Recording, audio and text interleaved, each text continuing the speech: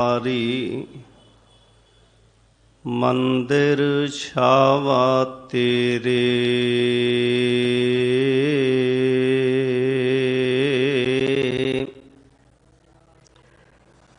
ਤੁਝ ਬਿਨ ਅਵਰ ਨਾ ਜਾਣਾ ਮੇਰੇ ਸਾਹਿਬਾ।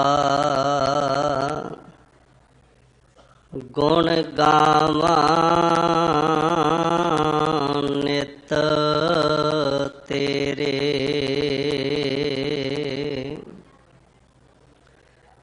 ਜੀ ਜੰਤ ਸਭ ਸ਼ਰਨ ਤੁਮਾਰੀ,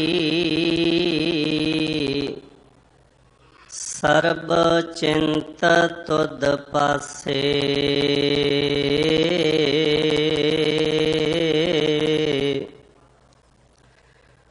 ਜੋ ਤੁਧ ਭਾਵੈ ਸੋਈ ਚੰਗਾ, ਇਕ ਨਾਨਕ ਕੀ ਅਰਦਾਸੇ।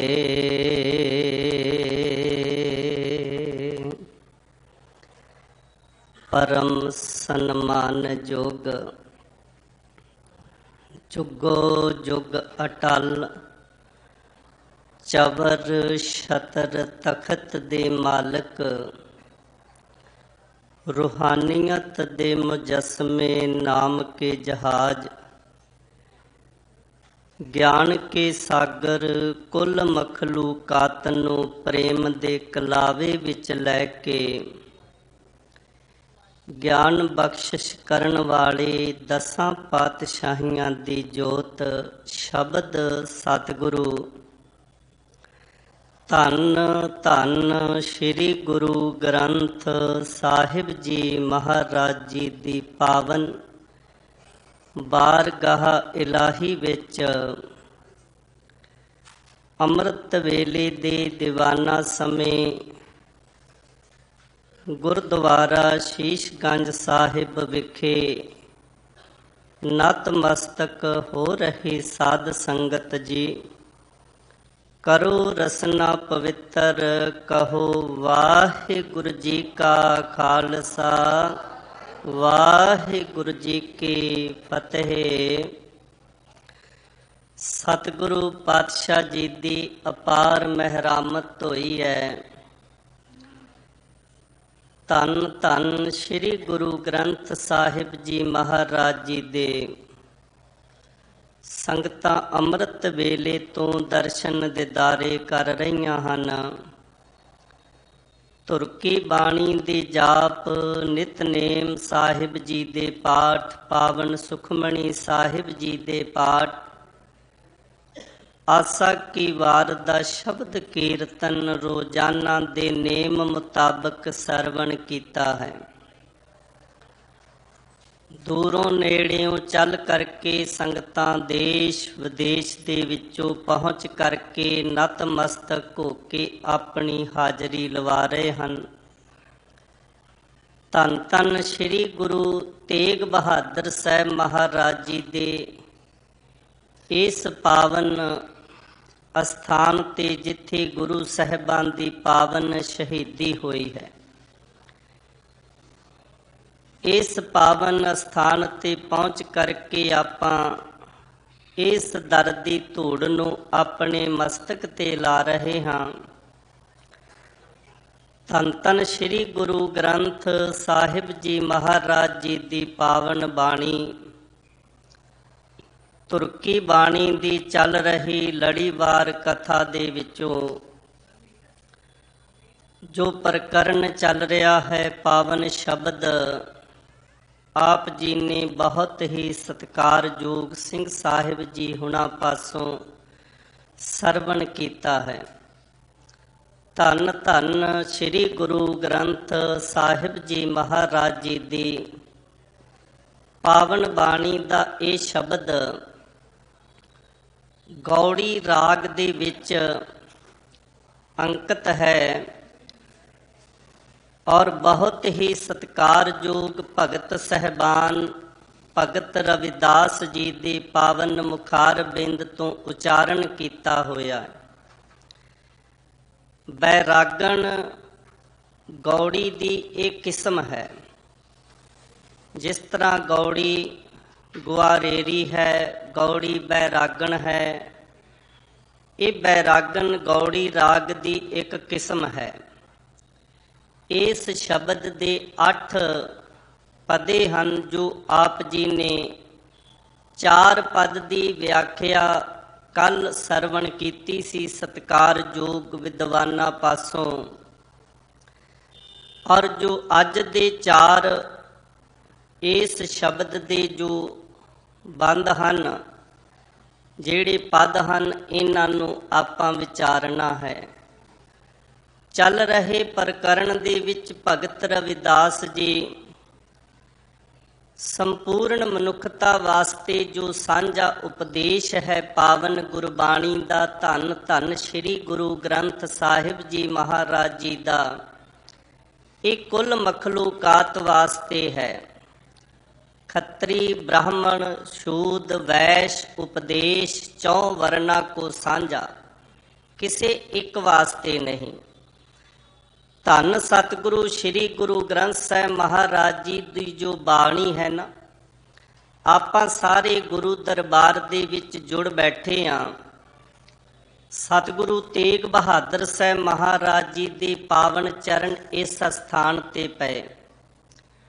ਉਹਨਾਂ ਦੀ ਸ਼ਹਾਦਤ ਇਸ ਪਾਵਨ ਸਥਾਨ ਤੇ ਹੋਈ ਹੈ। ਆਪਾਂ ਇੱਥੇ ਪਹੁੰਚੇ ਹਾਂ, ਆਇਓ ਸੁਣਨ ਪੜਨ ਕੋ ਬਾਣੀ।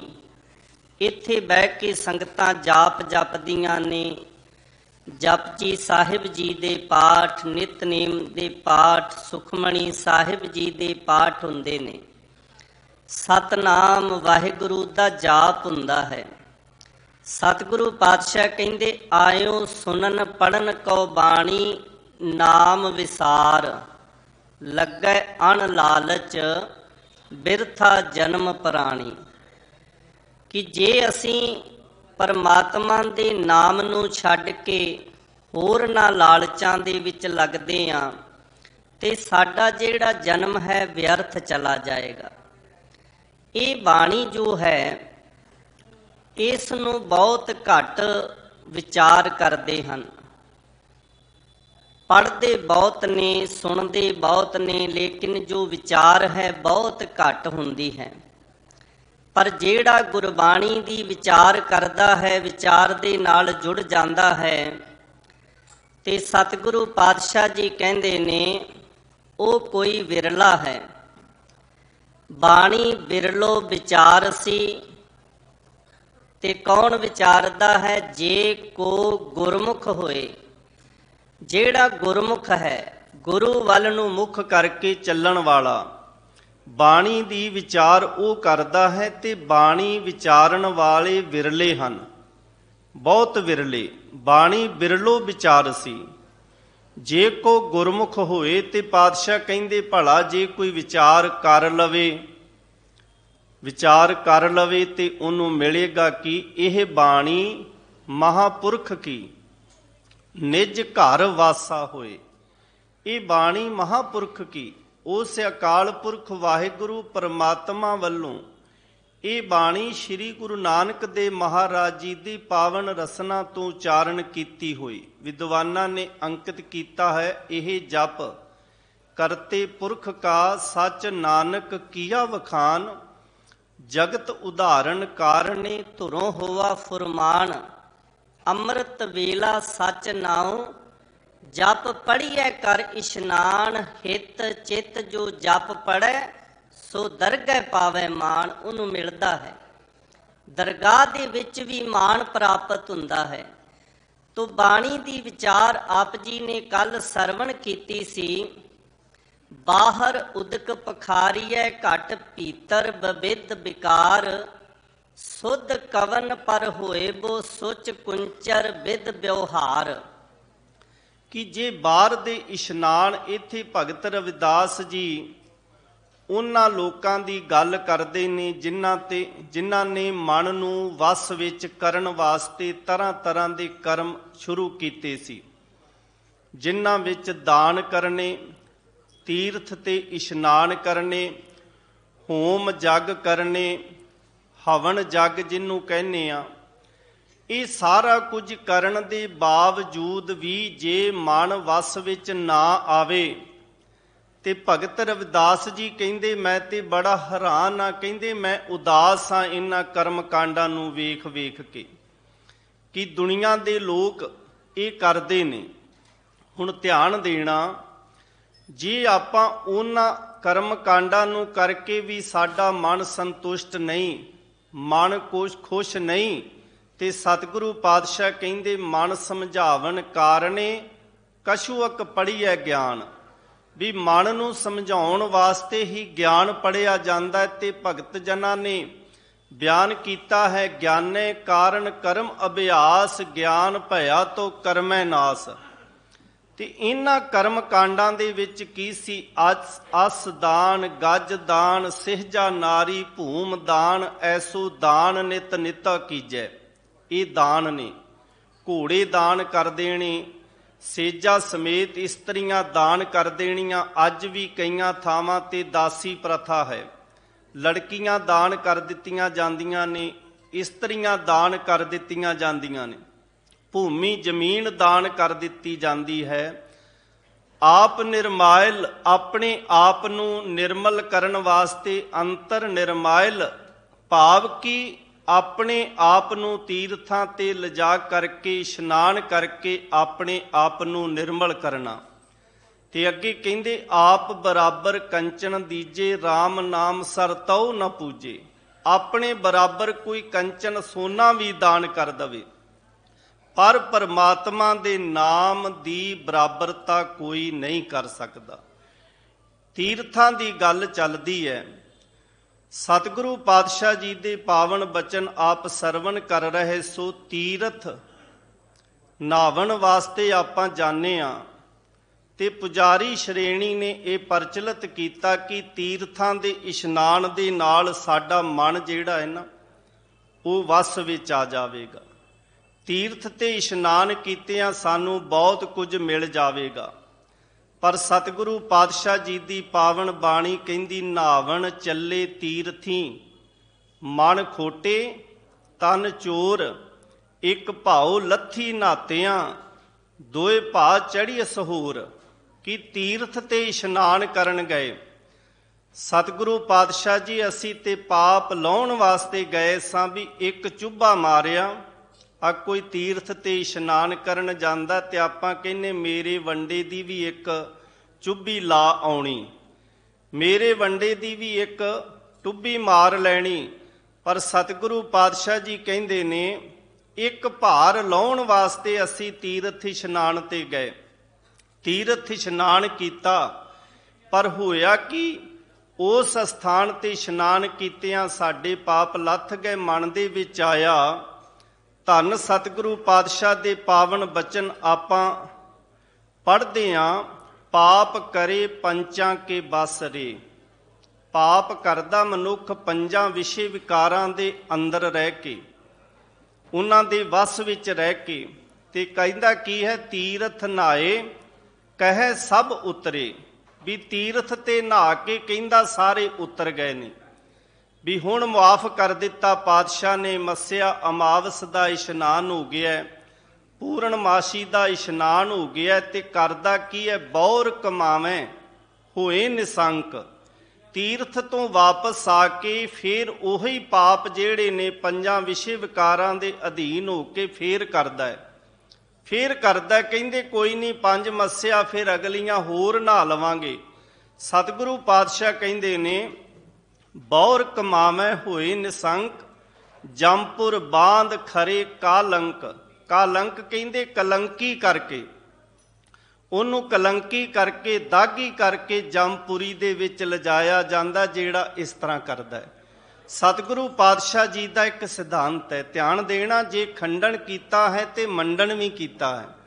ਪਾਤਸ਼ਾਹ ਕਹਿੰਦੇ ਜੇ ਤੂੰ ਤੀਰਥ ਇਸ਼ਨਾਨ ਤੇ ਜਾਣਾ ਹੈ ਨਾ, ਤੀਰਥ ਇਸ਼ਨਾਨ ਕਰਨ ਵਾਸਤੇ, ਤੇ ਧਿਆਨ ਰੱਖ ਗੁਰੂ ਕੀ ਬਾਣੀ ਸਾਨੂੰ ਕਹਿੰਦੀ ਹੈ ਮਾਗ ਮਜਨ ਸੰਗ ਸਾਧੂਆਂ ਧੂੜੀ ਕਰ ਇਸ਼ਨਾਨ, 68 ਤੀਰਥ ਸਗਲ ਪੁੰਨ ਜੀ ਦਇਆ ਪ੍ਰਵਾਨ। ਕਿ 68 ਤੀਰਥਾਂ ਦਾ ਇਸ਼ਨਾਨ ਦਾ ਮਹਾਤਮ ਤੈਨੂੰ ਘਰ ਬੈਠਿਆਂ ਪ੍ਰਾਪਤ ਹੋ ਜਾਵੇ। ਇੱਕ ਵਿਦਵਾਨ ਦੀਆਂ ਪੰਕਤੀਆਂ ਸਾਹਮਣੇ ਆਈਆਂ। ਉਹ ਉਚਾਰਨ ਕਰਦਾ, ਜੈਸੇ 68 ਤੀਰਥ ਪਰਸ ਕੀਓ ਜੁਗ ਚਾਰ ਚੜਿਓ ਕੈਲਾਸ਼ ਰਹਿਓ। ਕਹਿੰਦੇ 68 ਤੀਰਥਾਂ ਦੇ ਇਸ਼ਨਾਨ ਕੀਤੇ ਤੇ ਕੈਲਾਸ਼ ਪਰਬਤ ਤੇ ਜਾ ਕੇ ਚੜ੍ਹ ਕੇ ਉੱਥੇ ਜਾ ਕੇ ਭਗਤੀ ਸ਼ੁਰੂ ਕਰ ਦਿੱਤੀ, ਕਿਉਂਕਿ ਇਹਨਾਂ ਨੇ ਕਰਮ ਬਣਾਏ ਹੋਏ ਸੀ ਨਾ, ਪਹਾੜਾਂ ਦੀਆਂ ਕੰਦਰਾਂ ਵਿੱਚ ਬਹਿ ਜਾਣਾ, ਗੁਫਾਵਾਂ ਵਿੱਚ ਬਹਿ ਜਾਣਾ, ਪਾਣੀ ਵਿੱਚ ਖੜੇ ਹੋ ਜਾਣਾ, ਅੱਖਾਂ ਬੰਦ ਕਰ ਲੈਣੀਆਂ, ਨਿਰਮਲ ਧਾਰਾ ਕਰਨੀਆਂ, ਨਿਉਲੀ ਕਰਮ ਕਰਨੇ, ਯੋਗ ਆਸਣ ਕਰਨੇ, ਇਹ ਸਾਰੇ ਮਨ ਨੂੰ ਵਸ ਵਿੱਚ ਕਰਨ ਵਾਸਤੇ। ਇੱਥੋਂ ਤੱਕ ਕਿ ਮਨ ਨੂੰ ਵਸ ਵਿੱਚ ਕਰਨ ਵਾਸਤੇ ਘਰ-ਬਾਰ ਦਾ ਤਿਆਗ ਕਰ ਦਿੱਤਾ, ਇਸਤਰੀ ਦਾ ਤਿਆਗ ਕਰ ਦਿੱਤਾ, ਪਰਿਵਾਰ ਛੱਡ ਦਿੱਤੇ, ਤੇ ਮਨ ਫਿਰ ਵੀ ਵਸ ਵਿੱਚ ਨਹੀਂ ਆਇਆ। ਸਤਿਗੁਰੂ ਪਾਤਸ਼ਾਹ ਜੀ ਦੇ ਸਿਧਾਂਤ ਨੂੰ ਵਿਦਵਾਨ ਅੰਕਿਤ ਕਰਦੇ ਹਨ।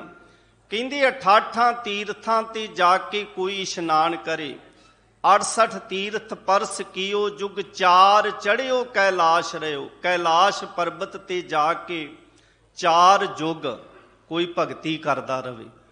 ਪੁਰਾਤਨ ਸਮੇਂ 'ਚ ਘਰ-ਬਾਰ ਛੱਡ ਦਿੰਦੇ ਸੀ, ਜੰਗਲਾਂ ਵਿੱਚ ਚਲੇ ਜਾਂਦੇ ਸੀ। ਅੱਜ ਵੀ ਤਰ੍ਹਾਂ ਤਰ੍ਹਾਂ ਦੇ ਸਾਧੂ ਮਹਾਤਮਾ ਆਪਾਂ ਨੂੰ ਮਿਲ ਜਾਂਦੇ ਨੇ। ਕੋਈ ਨੰਗਾ ਰਹਿੰਦਾ ਹੈ, ਕੋਈ ਆਪਣੇ ਸਰੀਰ ਤੇ ਪਿੰਡੇ ਤੇ ਵਿਭੂਤੀ ਸਵਾਹ ਮਲਦਾ ਹੈ, ਕੋਈ ਕਿਸੇ ਢੰਗ ਦਾ ਕਰਮ ਕਰਦਾ ਹੈ। ਤੇ ਕਹਿੰਦੇ ਜੇ 4 ਯੁੱਗ ਵੀ ਕੈਲਾਸ਼ ਪਰਬਤ ਤੇ ਜਾ ਕੇ ਚੜ੍ਹ ਕੇ ਕੋਈ ਭਗਤੀ ਕਰਦਾ ਰਵੇ ਨਾ, ਤੇ ਧਿਆਨ ਦੇਣਾ ਅੱਗੇ ਫਿਰ ਕਹਿੰਦੇ ਨੇ, ਕਹਿੰਦੇ ਜੈਸੇ ਲਾਖ ਵਰਸ਼ ਕੁਰਸ਼ੇਤਰ ਮੇ ਅਸਵ ਮੇਦ ਜਗ ਅਭੰਗ ਠਹਿਓ। ਇਹ ਪੁਜਾਰੀ ਸ਼੍ਰੇਣੀ ਨੇ ਜਿਹੜੇ ਕਰਮ ਸ਼ੁਰੂ ਕੀਤੇ ਸੀ ਨਾ, ਮਨ ਵਿੱਚ ਕੰਟਰੋਲ ਕਰਨ ਵਾਸਤੇ, ਮਨ ਨੂੰ ਰੋਕਣ ਵਾਸਤੇ ਵਿਸ਼ੇ ਵਿਕਾਰਾਂ ਤੋਂ, ਤੇ ਕਹਿੰਦੇ ਲੱਖਾਂ ਸਾਲ ਉਸ ਕੁਰਸ਼ੇਤਰ ਦੀ ਧਰਤੀ ਤੇ ਜਾ ਕੇ ਅਸਵ ਮੇਦ ਜਗ ਅਭੰਗ ਠਹਿਓ। ਅਸਵ ਮੇਦ ਜਗ, ਅਸਵ ਮੇਦ ਕਹਿੰਦੇ ਨੇ ਘੋੜੇ ਦੀ ਬਲੀ ਦੇਣੀ, ਘੋੜੇ ਦੀ ਬਲੀ ਦੇ ਕੇ ਜਗ ਕਰਨਾ। ਧਿਆਨ ਦੇਣਾ, ਇਨਸਾਨ ਜਿਵੇਂ ਰਿਸ਼ਵਤ ਆਪਾਂ ਦੇਸ਼ ਵਿੱਚ ਜਾਂ ਸਮਾਜ ਵਿੱਚ ਚੱਲਦੀ ਹੈ ਨਾ, ਕਿਸੇ ਨੂੰ 100 ਦੇ ਕੇ ਕੰਮ ਕਢਾਉਣਾ, ਫਿਰ ਨਾ ਹੋਵੇ 500 ਦਿੰਦਾ, ਜੇ 500 ਨਾਲ ਵੀ ਨਾ ਹੋਵੇ ਤੇ 1000 ਦੇ ਕੇ ਕੰਮ ਕਰਾਉਂਦਾ। ਇੱਥੋਂ ਤੱਕ ਵੀ ਇਹ ਰਿਸ਼ਵਤ ਹੁਣ ਲੱਖਾਂ ਤੱਕ ਪਹੁੰਚ ਗਈ ਹੈ। ਦੂਸਰੇ ਨੂੰ ਰੋਕਣ ਵਾਸਤੇ ਮਨੁੱਖ ਸੋਚਦਾ ਜੀ ਉਹਨੇ 5 ਲੱਖ ਦਿੱਤਾ ਤੇ ਮੈਂ 10 ਲੱਖ ਦੇਵਾਂਗਾ, ਇਹ ਰੁਕਣਾ ਚਾਹੀਦਾ ਹੈ। ਠੀਕ ਇਸੇ ਤਰ੍ਹਾਂ ਪਰਮਾਤਮਾ ਨੂੰ ਵੀ ਰਿਸ਼ਵਤ ਵਾਲਾ ਕੰਮ ਪੁਜਾਰੀ ਸ਼੍ਰੇਣੀ ਨੇ ਸ਼ੁਰੂ ਕਰਵਾ ਦਿੱਤਾ। ਕਦੇ ਨਾਰੀਅਲ ਦੀ ਬਲੀ, ਕਦੇ ਕੇਲੇ ਦੀ ਬਲੀ, ਧੀਰੇ ਧੀਰੇ ਮੁਰਗੇ ਦੀ ਬਲੀ, ਫਿਰ ਬੱਕਰੇ ਦੀ ਬਲੀ, ਗੈਂਡੇ ਦੀ ਮਰੀ, ਊਂਠ ਮਾਰ ਕੇ, ਘੋੜੇ ਮਾਰ ਕੇ, ਉਹਨਾਂ ਦੀਆਂ ਬਲੀਆਂ ਦੇ ਕੇ ਕਿ ਪਰਮਾਤਮਾ ਖੁਸ਼ ਹੋ ਜਾਵੇ।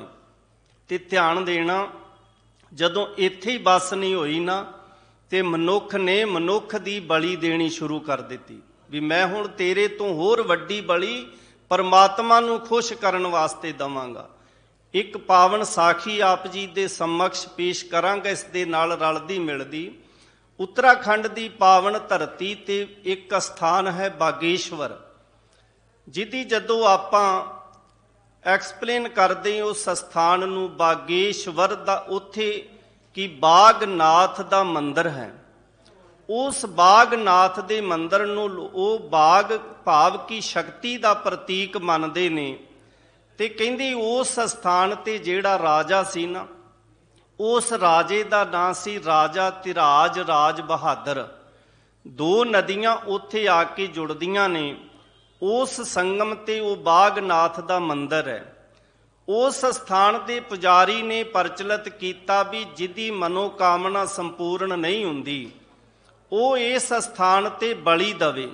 ਹੁਣ ਧਿਆਨ ਦੇਣਾ, ਬਲੀ ਕਾਹਦੀ? ਨਾਰੀਅਲ ਦੀ, ਝੋਟੇ ਦੀ, ਭੈਂਸਾ ਜਿਹਨੂੰ ਕਹਿੰਦੇ ਆ, ਗੈਂਡੇ ਦੀ, ਊਂਠ ਦੀ, ਘੋੜੇ ਦੀ ਨਹੀਂ। ਉੱਥੇ ਬਲੀ ਸੀ। ਪੁਜਾਰੀ ਨੇ ਕਿਹਾ ਵੀ ਇੱਥੇ ਜਿਹੜਾ ਬਲੀ ਦਵੇਗਾ ਉਹਦੀ ਮਨੋਕਾਮਨਾ ਸੰਪੂਰਨ ਹੋਵੇਗੀ।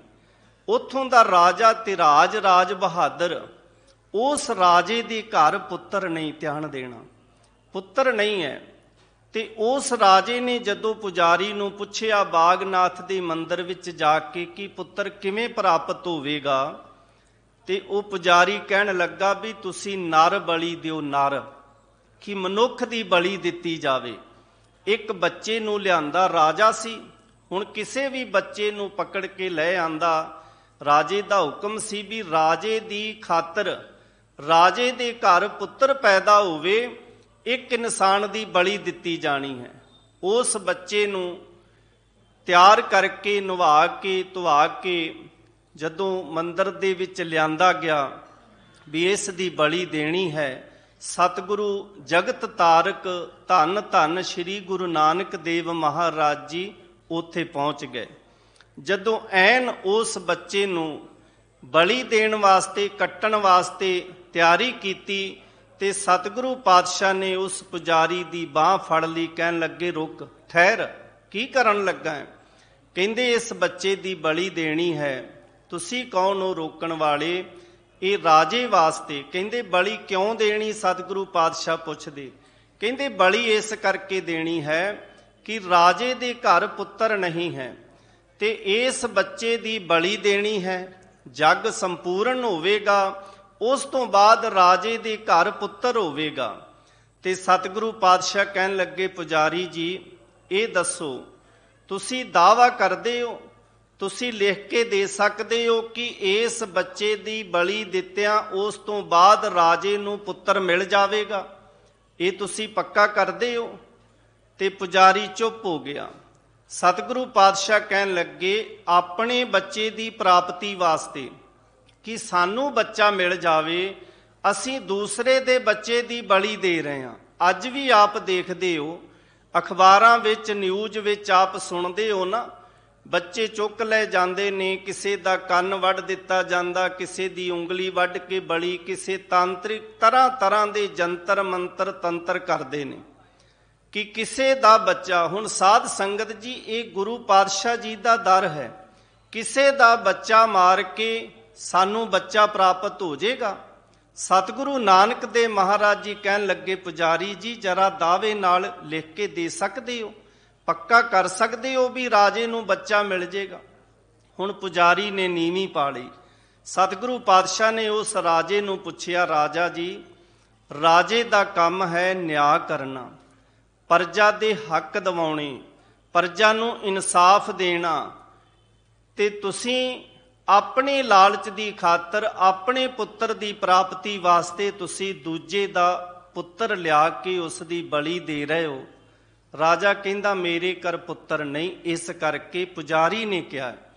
ਤੇ ਸਤਿਗੁਰੂ ਪਾਤਸ਼ਾਹ ਕਹਿੰਦੇ ਰਾਜਾ ਜੀ ਤੈਨੂੰ ਵਿਸ਼ਵਾਸ ਹੈ ਕਿ ਇਹ ਕਿਸੇ ਦਾ ਬੱਚਾ ਖਤਮ ਕੀਤਿਆਂ, ਇਸ ਦੀ ਬਲੀ ਦਿੱਤਿਆਂ ਤੈਨੂੰ ਬੱਚਾ ਮਿਲ ਜਾਏਗਾ? ਹੁਣ ਇੱਥੇ ਰਾਜਾ ਵੀ ਚੁੱਪ ਹੋ ਗਿਆ, ਕਿਵੇਂ ਕਹਿ ਸਕਦਾ ਸੀ ਵੀ ਮੈਨੂੰ ਬੱਚਾ ਮਿਲ ਜਾਏਗਾ? ਕਿਉਂਕਿ ਸਤਿਗੁਰੂ ਪਾਤਸ਼ਾਹ ਦੇ ਚਰਨਾਂ ਤੇ ਫਿਰ ਉਹ ਟਹਿ ਪਏ। ਸਾਧ ਸੰਗਤ ਜੀ, ਫਿਰ ਰਾਜਾ ਕਹਿੰਦਾ ਮੈਨੂੰ ਬੱਚਾ ਕਿਸ ਤਰ੍ਹਾਂ ਮਿਲੇਗਾ? ਪਾਤਸ਼ਾਹ ਕਹਿੰਦੇ ਗਰੀਬਾਂ ਦਾ ਭਲਾ ਕਰ, ਦਾਨ ਪੁੰਨ ਕਰ, ਭੁੱਖੇ ਨੂੰ ਪ੍ਰਸ਼ਾਦਾ ਲੰਗਰ ਛਕਾ, ਨੰਗੇ ਨੂੰ ਕੱਪੜਾ ਦੇ, ਤੈਨੂੰ ਪੁੱਤਰ ਦੀ ਪ੍ਰਾਪਤੀ ਹੋਵੇਗੀ। ਰਾਜਾ ਧਿਰਾਜ ਰਾਜ ਬਹਾਦਰ ਦੇ ਘਰ ਸਮਾਂ ਪਾ ਕੇ ਪੁੱਤਰ ਪੈਦਾ ਹੋਇਆ। ਉਹਨੇ 300 ਨਾਲੀ ਜ਼ਮੀਨ ਪਹਾੜ ਇਲਾਕੇ ਦੀ ਸ੍ਰੀ ਗੁਰੂ ਨਾਨਕ ਦੇਵ ਮਹਾਰਾਜ ਜੀ ਦੇ ਉਸ ਦਰ ਘਰ ਵਾਸਤੇ ਨਾਮ ਕਰਵਾ ਦਿੱਤੀ। ਇਹ ਹੈ ਗੁਰੂ ਘਰ ਦੀ ਵਡਿਆਈ। ਸਤਿਗੁਰੂ ਪਾਤਸ਼ਾਹ ਕਹਿੰਦੇ ਇਸ ਤਰ੍ਹਾਂ ਬਲੀਆਂ ਦਿੱਤੀਆਂ, ਇਸ ਤਰ੍ਹਾਂ ਜੱਗ ਕੀਤਿਆਂ ਕਦੇ ਵੀ ਮਨ ਵੱਸ ਦੇ ਵਿੱਚ ਨਹੀਂ ਆਉਂਦਾ ਤੇ ਨਾ ਮਨੋ ਕਾਮਨਾ ਸੰਪੂਰਨ ਹੁੰਦੀਆਂ ਨੇ।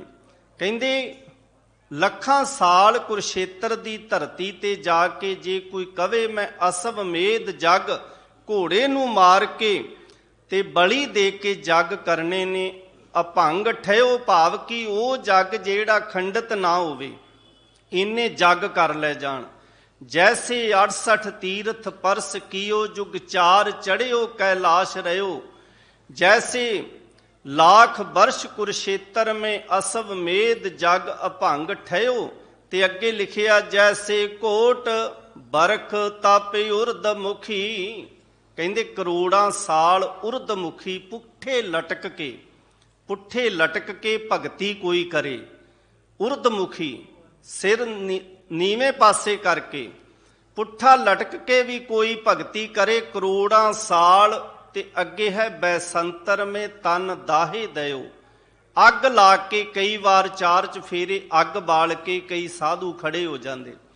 ਕੁਝ ਆਪਣੇ ਆਪ ਨੂੰ ਮੋਢਿਆਂ ਤੱਕ ਧਰਤੀ ਵਿੱਚ ਗੱਡ ਲੈਂਦੇ ਨੇ ਵੀ ਅਸੀਂ ਭਗਤੀ ਕਰ ਰਹੇ ਹਾਂ। ਤੇ ਉਹ ਵਿਦਵਾਨ ਲਿਖਦੇ, ਇੰਨਾ ਕੁਝ ਕਰਨ ਤੋਂ ਬਾਅਦ ਸਭ ਤੋਂ ਉੱਤਮ ਕੀ ਹੈ? ਫੋਨੇ ਅੰਮ੍ਰਿਤ ਨਾਮ ਵਿਸ਼ੇਸ਼ਇਤੀ, ਕਿ ਇਹਨਾਂ ਸਾਰਿਆਂ ਤੋਂ ਵਿਸ਼ੇਸ਼ ਕੀ ਹੈ? ਅੰਮ੍ਰਿਤ ਨਾਮ ਪਰਮਾਤਮਾ ਦਾ, ਜਿਨ ਇੱਕ ਵਾਰ ਸ੍ਰੀ ਵਾਹਿਗੁਰੂ ਕਹਿਓ। ਹੁਣ ਸਾਧ ਸੰਗਤ ਜੀ ਵੇਖੋ ਕਿੱਡਾ ਸੌਖਾ, ਜਿਹਨੂੰ ਭਾਈ ਸਾਹਿਬ ਭਾਈ ਗੁਰਦਾਸ ਜੀ ਕਹਿੰਦੇ ਨੇ, ਮਾਰਿਆ ਸਿੱਕਾ ਜਗਤ ਵਿੱਚ, ਨਾਨਕ ਨਿਰਮਲ ਪੰਥ ਚਲਾਇਆ। ਇਹ ਨਿਰਮਲ ਏ। ਹੁਣ ਆਪਾਂ ਵੇਖੀਏ ਵੀ ਕਰੋੜਾਂ ਸਾਲ ਪੁੱਠੇ ਲਟਕ ਕੇ ਭਗਤੀ ਕਰਨੀ ਹੈ, ਜਾਂ ਪਹਾੜਾਂ ਦੀਆਂ ਕੰਦਰਾਂ ਵਿੱਚ ਜਾਣਾ ਹੈ, ਜਾਂ ਘੋੜਿਆਂ ਦੀਆਂ ਬਲੀਆਂ ਦੇ ਦੇ ਕੇ, ਜਾਂ ਊਂਠ ਦੀ, ਹਾਥੀ ਦੀ, ਗੈਂਡੇ ਦੀ ਬਲੀ ਦੇ ਦੇ ਕੇ ਪਰਮਾਤਮਾ ਨੂੰ ਖੁਸ਼ ਕਰਨਾ ਹੈ, ਜਾਂ ਤੀਰਥਾਂ ਤੇ ਇਸ਼ਨਾਨ ਕਰ ਕਰਕੇ ਆਪਣੇ ਮਨ ਦੀ ਹਉਮੈ ਵਧਾਉਣੀ ਹੈ, ਤੇ ਜਾਂ ਇੱਕ ਵਾਰ ਵਾਹਿਗੁਰੂ ਕਹਿਣਾ। ਸਾਰੇ ਮਿਲ ਕੇ ਕਹੋ ਸਤਨਾਮ ਵਾਹਿਗੁਰੂ। ਸਤਿਗੁਰੂ ਪਾਤਸ਼ਾਹ ਹੁਣ ਤੀਰਥ ਦੀ ਗੱਲ ਕਰਦੇ ਸਮਝਾਉਂਦੇ ਨੇ ਕਿ ਮੈਂ ਤੀਰਥਾਂ ਤੇ ਤਾਂ ਨਹਾਵਾਂ ਜੇ ਮੇਰੇ ਪਤੀ ਪਰਮਾਤਮਾ ਨੂੰ ਭਾਉਂਦਾ ਹੋਵੇ। ਆਪਾਂ ਰੋਜ਼ ਪੜ੍ਹਦੇ ਹਾਂ ਨਾ, ਤੀਰਥ ਨਹਾਵਾਂ ਜੇ ਤਿਸ ਭਾਵਾਂ, ਵਿਣ ਭਾਣੇ ਕਿ ਨਹਾਏ ਕਰੀ। ਪਤਨੀ ਕਹਿੰਦੀ ਮੈਂ ਸ਼ਿੰਗਾਰ ਤਾਂ ਕਰਾਂ ਜੇ ਮੇਰੇ ਪਤੀ ਨੂੰ ਭਾਉਂਦੇ ਹੋਣ। ਜੇ ਮੇਰੇ ਪਤੀ ਨੂੰ ਮੇਰੇ ਸ਼ਿੰਗਾਰ ਚੰਗੇ ਨਹੀਂ ਲੱਗਦੇ ਤੇ ਫੇਰ ਮੈਂ ਉਹ ਸ਼ਿੰਗਾਰ ਕਿਉਂ ਕਰਾਂ? ਗੁਰੂ ਪਾਤਸ਼ਾਹ ਦੀ ਪਾਵਨ ਬਾਣੀ ਕਾਮਣ ਜਿਹੜੀ ਹੈ ਨਾ ਇਸਤਰੀ, ਉਹ ਕਹਿੰਦੀ ਮੈਂ ਤਾਂ ਸ਼ਿੰਗਾਰ ਕਰਾਂ ਜੇ ਮੇਰੇ ਪਤੀ ਨੂੰ ਭਾਉਂਦੇ ਹੋਣ। ਤੇ ਕਹਿੰਦੇ ਮੈਂ ਕਾਮਨ ਮੇਰਾ ਕੰਤ ਕਰਤਾਰ, ਜਿਹਾ ਉਹ ਕਰਾਏ ਤੇਹਾ ਉਹ ਕਰੀ ਸ਼ਿੰਗਾਰ। ਕਿ ਜਿਹੋ ਜੇ ਉਹ ਸ਼ਿੰਗਾਰ ਕਰਾਵੇ ਮੇਰਾ ਕੰਤ, ਮੇਰਾ ਪਤੀ ਪਰਮਾਤਮਾ, ਉਹ ਸ਼ਿੰਗਾਰ ਮੈਂ ਕਰਦੀ ਹਾਂ। ਨਹੀਂ ਤੇ ਦੂਜੇ ਸ਼ਿੰਗਾਰ, ਜਦੋਂ ਸਾਡੇ ਸਤਿਗੁਰੂ ਨੂੰ ਉਹ ਤੀਰਥ ਭਾਉਂਦਾ ਹੀ ਨਹੀਂ। ਹੁਣ ਅਸੀਂ ਤੀਰਥ ਤੇ ਜਾ ਕੇ ਕੀ ਕਹਿੰਦੇ ਆ? ਤੀਰਥ ਜਾਓ ਤਾਂ ਹਉ ਹਉ ਕਰਤੇ, ਵੀ ਮੈਂ ਉੱਥੇ ਗਿਆ, ਮੈਂ ਉੱਥੇ ਗਿਆ। ਤੇ ਪੰਡਤ ਪੁੱਛੋ ਤਾਂ ਮਾਇਆ ਰਾਤੇ। ਜਿਹੜੇ ਤੀਰਥਾਂ ਤੇ ਰਹਿਣ ਵਾਲੇ, ਜਦੋਂ ਉਹਨਾਂ ਨੂੰ ਪੁੱਛਦੇ ਆ ਕਿ ਮਨ ਨੂੰ ਸ਼ਾਂਤੀ ਦਿਓ, ਕੋਈ ਐਸਾ ਬਚਨ ਦੱਸੋ, ਤੇ ਉਹ ਵੀ ਹਉਮੈ ਦੀ ਗੱਲ ਕਰਦੇ ਨੇ, ਮਾਇਆ ਦੀ ਗੱਲ ਕਰਦੇ ਨੇ। ਤੇ ਸਤਿਗੁਰੂ ਪਾਤਸ਼ਾਹ ਜੀ ਕਹਿੰਦੇ ਫਰਜ਼ ਕਰੋ ਮਨ ਵੀ ਲਓ ਵੀ ਤੀਰਥ ਤਪ ਦਇਆ ਦਤ ਦਾਨ, ਜੇ ਕੋ ਪਾਵੇ ਤਿਲਕਾ ਮਾਨ। ਤਿਲ ਮਾਤਰ ਮਾਣ ਜੇ ਮਿਲ ਵੀ ਜਾਵੇ ਸਾਨੂੰ, ਤੀਰਥ ਇਸ਼ਨਾਨ ਕੀਤਿਆਂ, ਤਪ ਕੀਤਿਆਂ, ਦਾਨ ਕੀਤਿਆਂ, ਤੇ ਸਤਿਗੁਰੂ ਪਾਤਸ਼ਾਹ ਕਹਿੰਦੇ ਸਭ ਤੋਂ ਸਰਵੋਤਮ ਇਹ ਹੈ ਕਿ ਜਿਨ੍ਹਾਂ ਨੇ ਸੁਣਿਆ ਮੰਨਿਆ ਮਨ ਕੀਤਾ ਭਾਉ। ਧਿਆਨ ਦਿਆ ਜੀ, ਸੁਣਿਆ, ਜਿਨ੍ਹਾਂ ਸੁਣਿਆ। ਹੁਣ ਸੁਣਦੇ ਬਹੁਤ ਨੇ, ਮੰਨਦੇ ਵੀ ਨੇ, ਲੇਕਿਨ ਸੁਣਿਆ ਮੰਨਿਆ ਮਨ ਕੀਤਾ ਭਾਉ, ਜਿਹੜਾ ਭਾਉ ਇਹਨਾਂ ਪਿਆਰ, ਉਹ ਬਹੁਤ ਘੱਟ ਹੈ। ਹੁਣ ਇੱਥੇ ਭਗਤ ਰਵਿਦਾਸ ਜੀ ਉੱਪਰਲੀਆਂ ਜਿਹੜੀਆਂ ਇਹ 4 ਬੰਦ ਆਪਣੇ ਕੱਲ ਸਰਵਣ ਕੀਤੇ ਨੇ, ਇਹ ਸੰਸਾਰ ਵਿੱਚ ਜੋ ਪ੍ਰਚਲਿਤ ਸੀ ਨਾ, ਉਸ ਨੂੰ ਬਿਆਨ ਕਰਦੇ ਹੋਏ ਹੁਣ ਆਪਣੀ ਰਾਏ, ਆਪਣੇ ਵਿਚਾਰ ਪੇਸ਼ ਕਰਦੇ। ਕਹਿੰਦੇ ਹੇ ਪੰਡਤ ਜੀ, ਤੁਸੀਂ ਤੇ ਕਹਿੰਦੇ ਹੋ ਕਿ ਮਨ ਤੀਰਥਾਂ ਤੇ ਜਾ ਕੇ ਵਸ ਚ ਆਏਗਾ, ਸਦੋਂ ਭਟਕਣਾ ਵੱਧ ਗਈ। ਤੁਸੀਂ ਕਹਿੰਦੇ ਸੀ ਬਲੀ ਦਿੱਤਿਆਂ ਮਨ ਵਸ ਆਵੇਗਾ, ਹੋਰ ਭਟਕਣਾ ਵੱਧ ਗਈ। ਦਾਨ ਕੀਤਿਆਂ ਭਟਕਣਾ ਵੱਧ ਗਈ, ਜਗ ਕੀਤਿਆਂ ਭਟਕਣਾ ਵੱਧ ਗਈ। ਤੇ ਦੱਸੋ ਕਿਸ ਤਰ੍ਹਾਂ? ਤੇ ਕੋਈ ਜਵਾਬ ਜਦੋਂ ਨਹੀਂ ਮਿਲਦਾ ਤੇ ਭਗਤ ਰਵਿਦਾਸ ਜੀ ਕਹਿੰਦੇ ਹੇ ਪੁਜਾਰੀ ਸੁਣ, ਹੁਣ ਮੈਂ ਤੈਨੂੰ ਦੱਸਦਾ ਜੋ ਪ੍ਰਮਾਤਮਾ ਨੇ ਮੈਨੂੰ ਬਖਸ਼ਿਸ਼ ਕੀਤੀ ਹੈ। ਤੇ ਕਹਿਣ ਲੱਗੇ ਰਵ ਪ੍ਰਗਾਸ ਰਜਨੀ ਜਥਾ ਗਤ। ਰਜਨੀ ਕਹਿੰਦੇ ਰਾਤ ਨੂੰ, ਰਵ ਕਹਿੰਦੇ ਸੂਰਜ ਨੂੰ। ਕਹਿਣ ਲੱਗੇ ਹੇ ਪੁਜਾਰੀ, ਜਿਵੇਂ ਸੂਰਜ ਦੇ ਚੜ੍ਹਦਿਆਂ ਰਾਤ ਦਾ ਅੰਧੇਰਾ ਅਲੋਪ ਹੋ ਜਾਂਦਾ ਹੈ, ਸੂਰਜ ਦੇ ਚੜ੍ਹਦਿਆਂ ਰਾਤ ਦਾ ਅੰਧੇਰਾ ਅਲੋਪ ਹੋ ਜਾਂਦਾ ਹੈ। ਜਾਣਤ ਸਭ ਸੰਸਾਰ, ਇਹ ਗੱਲ ਸਾਰਾ ਸੰਸਾਰ ਜਾਣਦਾ। ਇਹ ਸਾਰੇ ਜਾਣਦੇ ਨੇ ਨਾ ਕਿ ਸੂਰਜ ਚੜ੍ਹਿਆ ਤੇ ਰਾਤ ਦਾ ਅੰਧੇਰਾ ਅਲੋਪ ਹੋ ਗਿਆ, ਉਹ ਚਲਾ ਗਿਆ। ਕਹਿੰਦੇ ਸਾਰਾ ਸੰਸਾਰ ਜਾਣਦਾ ਹੈ। ਤੇ ਅੱਗੇ ਕਹਿੰਦੇ ਪਾਰਸ ਮਾਨੋ ਤਾਂਬੋ ਛੂਏ, ਕਿ ਇਸ ਤਰ੍ਹਾਂ ਮੰਨੋ ਜਾਣੋ ਕਿ ਪਾਰਸ ਦੀ ਸੰਗਤ ਤਾਂਬੇ ਨੇ ਕਰਤੀ। ਭਗਤ ਕਬੀਰ ਜੀ ਕਹਿੰਦੇ ਨੇ ਪਾਰਸ ਕੇ ਸੰਗ ਤਾਂਬਾ ਬਿਗਰਿਓ, ਸੋ ਤਾਂਬਾ ਕੰਚਨ ਹੋਏ ਨਿਬਰਿਓ। ਕਹਿੰਦੇ ਪਾਰਸ ਦੇ ਨਾਲ ਲੱਗ ਕੇ ਤਾਂਬਾ ਵਿਗੜ ਗਿਆ, ਉਹਨੇ ਆਪਣਾ ਰੂਪ ਵਟਾ ਲਿਆ, ਆਪਣੇ ਆਪ ਨੂੰ ਆਪਨਤ ਨੂੰ ਖਤਮ ਕਰ ਦਿੱਤਾ। ਜਿਵੇਂ ਭਗਤ ਕਬੀਰ ਜੀ ਕਹਿੰਦੇ ਗੰਗਾ ਕੇ ਸੰਗ ਸਲਤਾ ਬਿਗਰੀ, ਸੋ ਸਲਤਾ ਗੰਗਾ ਹੋਏ ਨਿਬਰੀ। ਛੋਟੀ ਨਦੀ ਗੰਗਾ ਦੇ ਨਾਲ ਲੱਗ ਕੇ ਵਿਗੜ ਗਈ। ਵਿਗੜਨ ਦਾ ਭਾਵ ਉਹਨੇ ਆਪਣੇ ਆਪ ਨੂੰ ਖਤਮ ਕਰ ਲਿਆ, ਆਪਣੀ ਆਪਨਤ ਨੂੰ ਖਤਮ ਕਰ ਲਿਆ। ਤੇ ਉਹ ਛੋਟੀ ਨਦੀ ਗੰਗਾ ਦੇ ਨਾਲ ਸੰਗ ਕਰਨ ਕਰਕੇ ਗੰਗਾ ਦਾ ਹੀ ਰੂਪ ਹੋ ਗਈ। ਤੇ ਪਾਰਸ ਦਾ ਸੰਗ ਕਰਕੇ ਤਾਂਬਾ ਜਿਹੜਾ ਸੀ ਸੋਨਾ ਬਣ ਗਿਆ। ਤੇ ਭਗਤ ਰਵਿਦਾਸ ਜੀ ਕਹਿੰਦੇ ਪਾਰਸ ਮਾਨੋ ਤਾਂਬੋ ਛੂਏ। ਤਾਂਬੇ ਨੇ ਜਦੋਂ ਪਾਰਸ ਨੂੰ ਛੂਹ ਲਿਆ ਨਾ, ਤੇ ਕਨਕ ਹੋਤ ਨਹੀਂ ਬਾਰ, ਸੋਨਾ ਬਣਨ ਲੱਗਿਆ ਕੋਈ ਬਹੁਤਾ ਚਿਰ ਨਹੀਂ ਲੱਗਾ, ਬਹੁਤਾ ਚਿਰ ਨਹੀਂ ਲੱਗਾ। ਪਰ ਪਾਰਸ ਮਿਲੇ, ਅਸਲੀ ਪਾਰਸ। ਹੁਣ ਇੱਥੇ ਅੱਗੇ ਹੈ ਪਰਮ ਪਰਸ ਗੁਰ ਭੇਟੀਐ, ਪੂਰਬ ਲਿਖਤ ਲਿਲਾਟ। ਪਰਮ ਪਰਸ, ਉਹ ਪਾਰਸ ਜਿਹੜਾ ਸਭ ਪਾਰਸਾਂ ਦਾ ਪਾਰਸ ਹੈ, ਵੱਡਾ ਹੈ, ਉਹ ਗੁਰੂ, ਉਹ ਪਾਰਸ ਗੁਰੂ ਪਰਮ ਭੇਟੀਐ, ਗੁਰ ਭੇਟੀਐ। ਭਾਵ ਕਿ ਗੁਰੂ ਪ੍ਰਾਪਤ ਹੋਵੇ, ਗੁਰੂ ਨਾਲ ਮੇਲ ਹੋਵੇ। ਪਰ ਹੋਵੇਗਾ ਕਿਵੇਂ? ਪੂਰਬ ਲਿਖਤ ਲਿਲਾਟ। ਭਗਤ ਰਵਿਦਾਸ ਜੀ ਕਹਿੰਦੇ ਜੇ ਪੁਰਬਲੇ ਮੱਥੇ ਦੇ ਭਾਗ ਹੋਣ ਨਾ, ਤੇ ਉਹ ਪੂਰਾ ਗੁਰੂ ਮਿਲ ਜਾਵੇ, ਤੇ ਫਿਰ ਉਸ ਪਾਰਸ ਜਿਹੜਾ ਸਾਰੇ ਪਾਰਸਾਂ ਤੋਂ ਵੱਡਾ ਹੈ, ਉਹਦੀ ਪ੍ਰਾਪਤੀ ਹੋ ਜਾਂਦੀ ਹੈ। ਪਾਵਨ ਬਚਨ ਹਨ ਪੂਰਬ ਕਰਮ ਅੰਕੁਰ ਜਬ ਪ੍ਰਗਟੇ, ਭੇਟਿਓ ਪੁਰਖ ਰਸਕ ਬੈਰਾਗੀ। ਮਿਟਿਓ ਅੰਧੇਰ, ਕਹਿੰਦੇ ਅੰਧੇਰਾ ਮਿਲਤ ਹਰ ਨਾਨਕ। ਕਹਿੰਦੇ ਅੰਧੇਰਾ ਮਿਟ ਗਿਆ ਹੈ ਨਾਨਕ ਕਦੋਂ? ਜਦੋਂ ਪੁਰਬਲੇ ਕਰਮ ਜਾਗੇ। ਤੇ ਹੋਇਆ ਕਿ ਜਨਮ ਜਨਮ ਕੀ ਸੋਈ ਜਾਗੀ। ਜਨਮਾਂ ਜਨਮਾਂਤਰਾਂ ਦੀ ਜਿਹੜੀ ਸਾਡੀ ਅੰਦਰ ਆਤਮਾ ਸੁੱਤੀ ਹੋਈ ਸੀ ਨਾ, ਉਹ ਜਾਗ ਗਈ। ਕਦੋਂ? ਜਦੋਂ ਪਰਮ ਪਾਰਸ ਮਿਲਿਆ, ਜਦੋਂ ਪੂਰਾ ਗੁਰੂ ਮਿਲਿਆ। ਤੇ ਮਿਲਣਾ ਉਦੋਂ ਹੈ ਜਦੋਂ ਮੱਥੇ ਦੇ ਲਿਲਾਟ ਦੇ ਜਿਹੜੀ ਲਿਖਤ ਹੈ ਉਹ ਪ੍ਰਫੁੱਲਤ ਹੋਣੀ ਹੈ। ਅੱਗੇ ਲਿਖਿਆ ਉਨ ਮਨ ਮਨ ਮਨ ਹੀ ਮਿਲੇ। ਉਨ ਮਨ ਕਹਿੰਦੇ ਨੇ ਉਹ ਮਨ। ਭਾਈ ਸਾਹਿਬ ਭਾਈ ਕਾਹਨ ਸਿੰਘ ਨਾਭਾ ਜੀ ਨੇ ਅਰਥ ਕੀਤੇ ਨੇ ਉਨ ਮਨ ਕਿ ਸ਼ੋਭ ਵਾਲਾ ਮਨ, ਜਿਹਨੂੰ ਆਪਾਂ ਇਹ ਵੀ ਕਹਿੰਦੇ ਉਖੜਿਆ ਮਨ। ਇਹਦੇ ਤਿੰਨ ਅਰਥ ਸਾਹਮਣੇ ਆਉਂਦੇ ਨੇ। ਕਹਿੰਦੇ ਉਖੜਿਆ ਹੋਇਆ ਮਨ, ਜਿਹਨੂੰ ਉਚਾਟ ਮਨ ਵੀ ਆਪਾਂ ਕਹਿ ਦਿੰਨੇ, ਉਹਨੂੰ ਵੀ ਉਨਮਨ ਕਿਹਾ ਹੈ। ਤੇ ਜੋਗ ਮਤ ਵਾਲੇ ਕਹਿੰਦੇ ਉਨਮਨ ਉਸ ਨੂੰ ਕਹਿੰਦੇ ਜਿਹੜਾ ਮਨ ਦੁਨੀਆ ਤੋਂ ਉਪਰਾਮ ਹੋ ਜੇ, ਉਦਾਸ ਹੋ ਜੇ, ਉਹਨੂੰ ਕਹਿੰਦੇ ਉਨਮਨ। ਲੇਕਿਨ ਇੱਥੇ ਉਨਮਨ ਦੇ ਅਰਥ ਨੇ, ਤੀਸਰਾ ਅਰਥ ਇਹ ਹੈ ਕਿ ਉਹ ਮਨ ਜਿਹਦੇ ਅੰਦਰ ਪਰਮਾਤਮਾ ਦੀ ਤਾਂਘ, ਪਰਮਾਤਮਾ ਨੂੰ ਮਿਲਣ ਦੀ ਤਾਂਘ ਪੈਦਾ ਹੋ ਜਾਵੇ। ਜਦੋਂ ਇਹ ਬਿੱਦ ਬਣ ਜੇਗੀ ਨਾ ਮਨ ਦੀ, ਤੇ ਮਨ ਦੇ ਅੰਦਰੋਂ ਹੀ ਮਨ ਹੀ ਮਿਲੇ, ਮਨ ਦੇ ਅੰਦਰੋਂ ਹੀ ਪਰਮਾਤਮਾ ਜਿਹੜਾ ਮਿਲੇਗਾ। ਧਿਆਨ ਦੇਣਾ, ਮਿਲਿਆ ਨਾ ਮਿਲੇ, ਮਿਲਿਆ ਜੇ ਹੋਏ। ਹੁਣ ਆਪਾਂ ਕਹਿੰਨੇ ਮਿਲਿਆ, ਹੁਣ ਆਪਾਂ ਇੱਥੇ ਆਏ ਆ, ਆਪਾਂ ਉੱਤੋਂ ਕਹਿ ਦੇਵਾਂਗੇ ਕੋਈ ਸਿੰਘ ਸੱਜਣ ਮਿਲਿਆ ਹੋਵੇ ਤੇ ਆਪਾਂ ਕਹਿੰਨੇ ਉਹ ਮਿਲਿਆ ਸੀ। ਪਰ ਸਤਿਗੁਰੂ ਪਾਤਸ਼ਾਹ ਕਹਿੰਦੇ ਇਸ ਤਰ੍ਹਾਂ ਮਿਲਿਆ ਕਹਿੰਦੇ ਇਸ ਤਰ੍ਹਾਂ ਮਿਲਿਆ ਨਹੀਂ ਜਾਣਾ। ਮਿਲਿਆ ਜੇ ਹੋਏ, ਕਹਿੰਦੇ ਜੇ ਫਿਰ ਵੀ ਮਿਲ ਕੇ ਫਿਰ ਮਿਲੇ।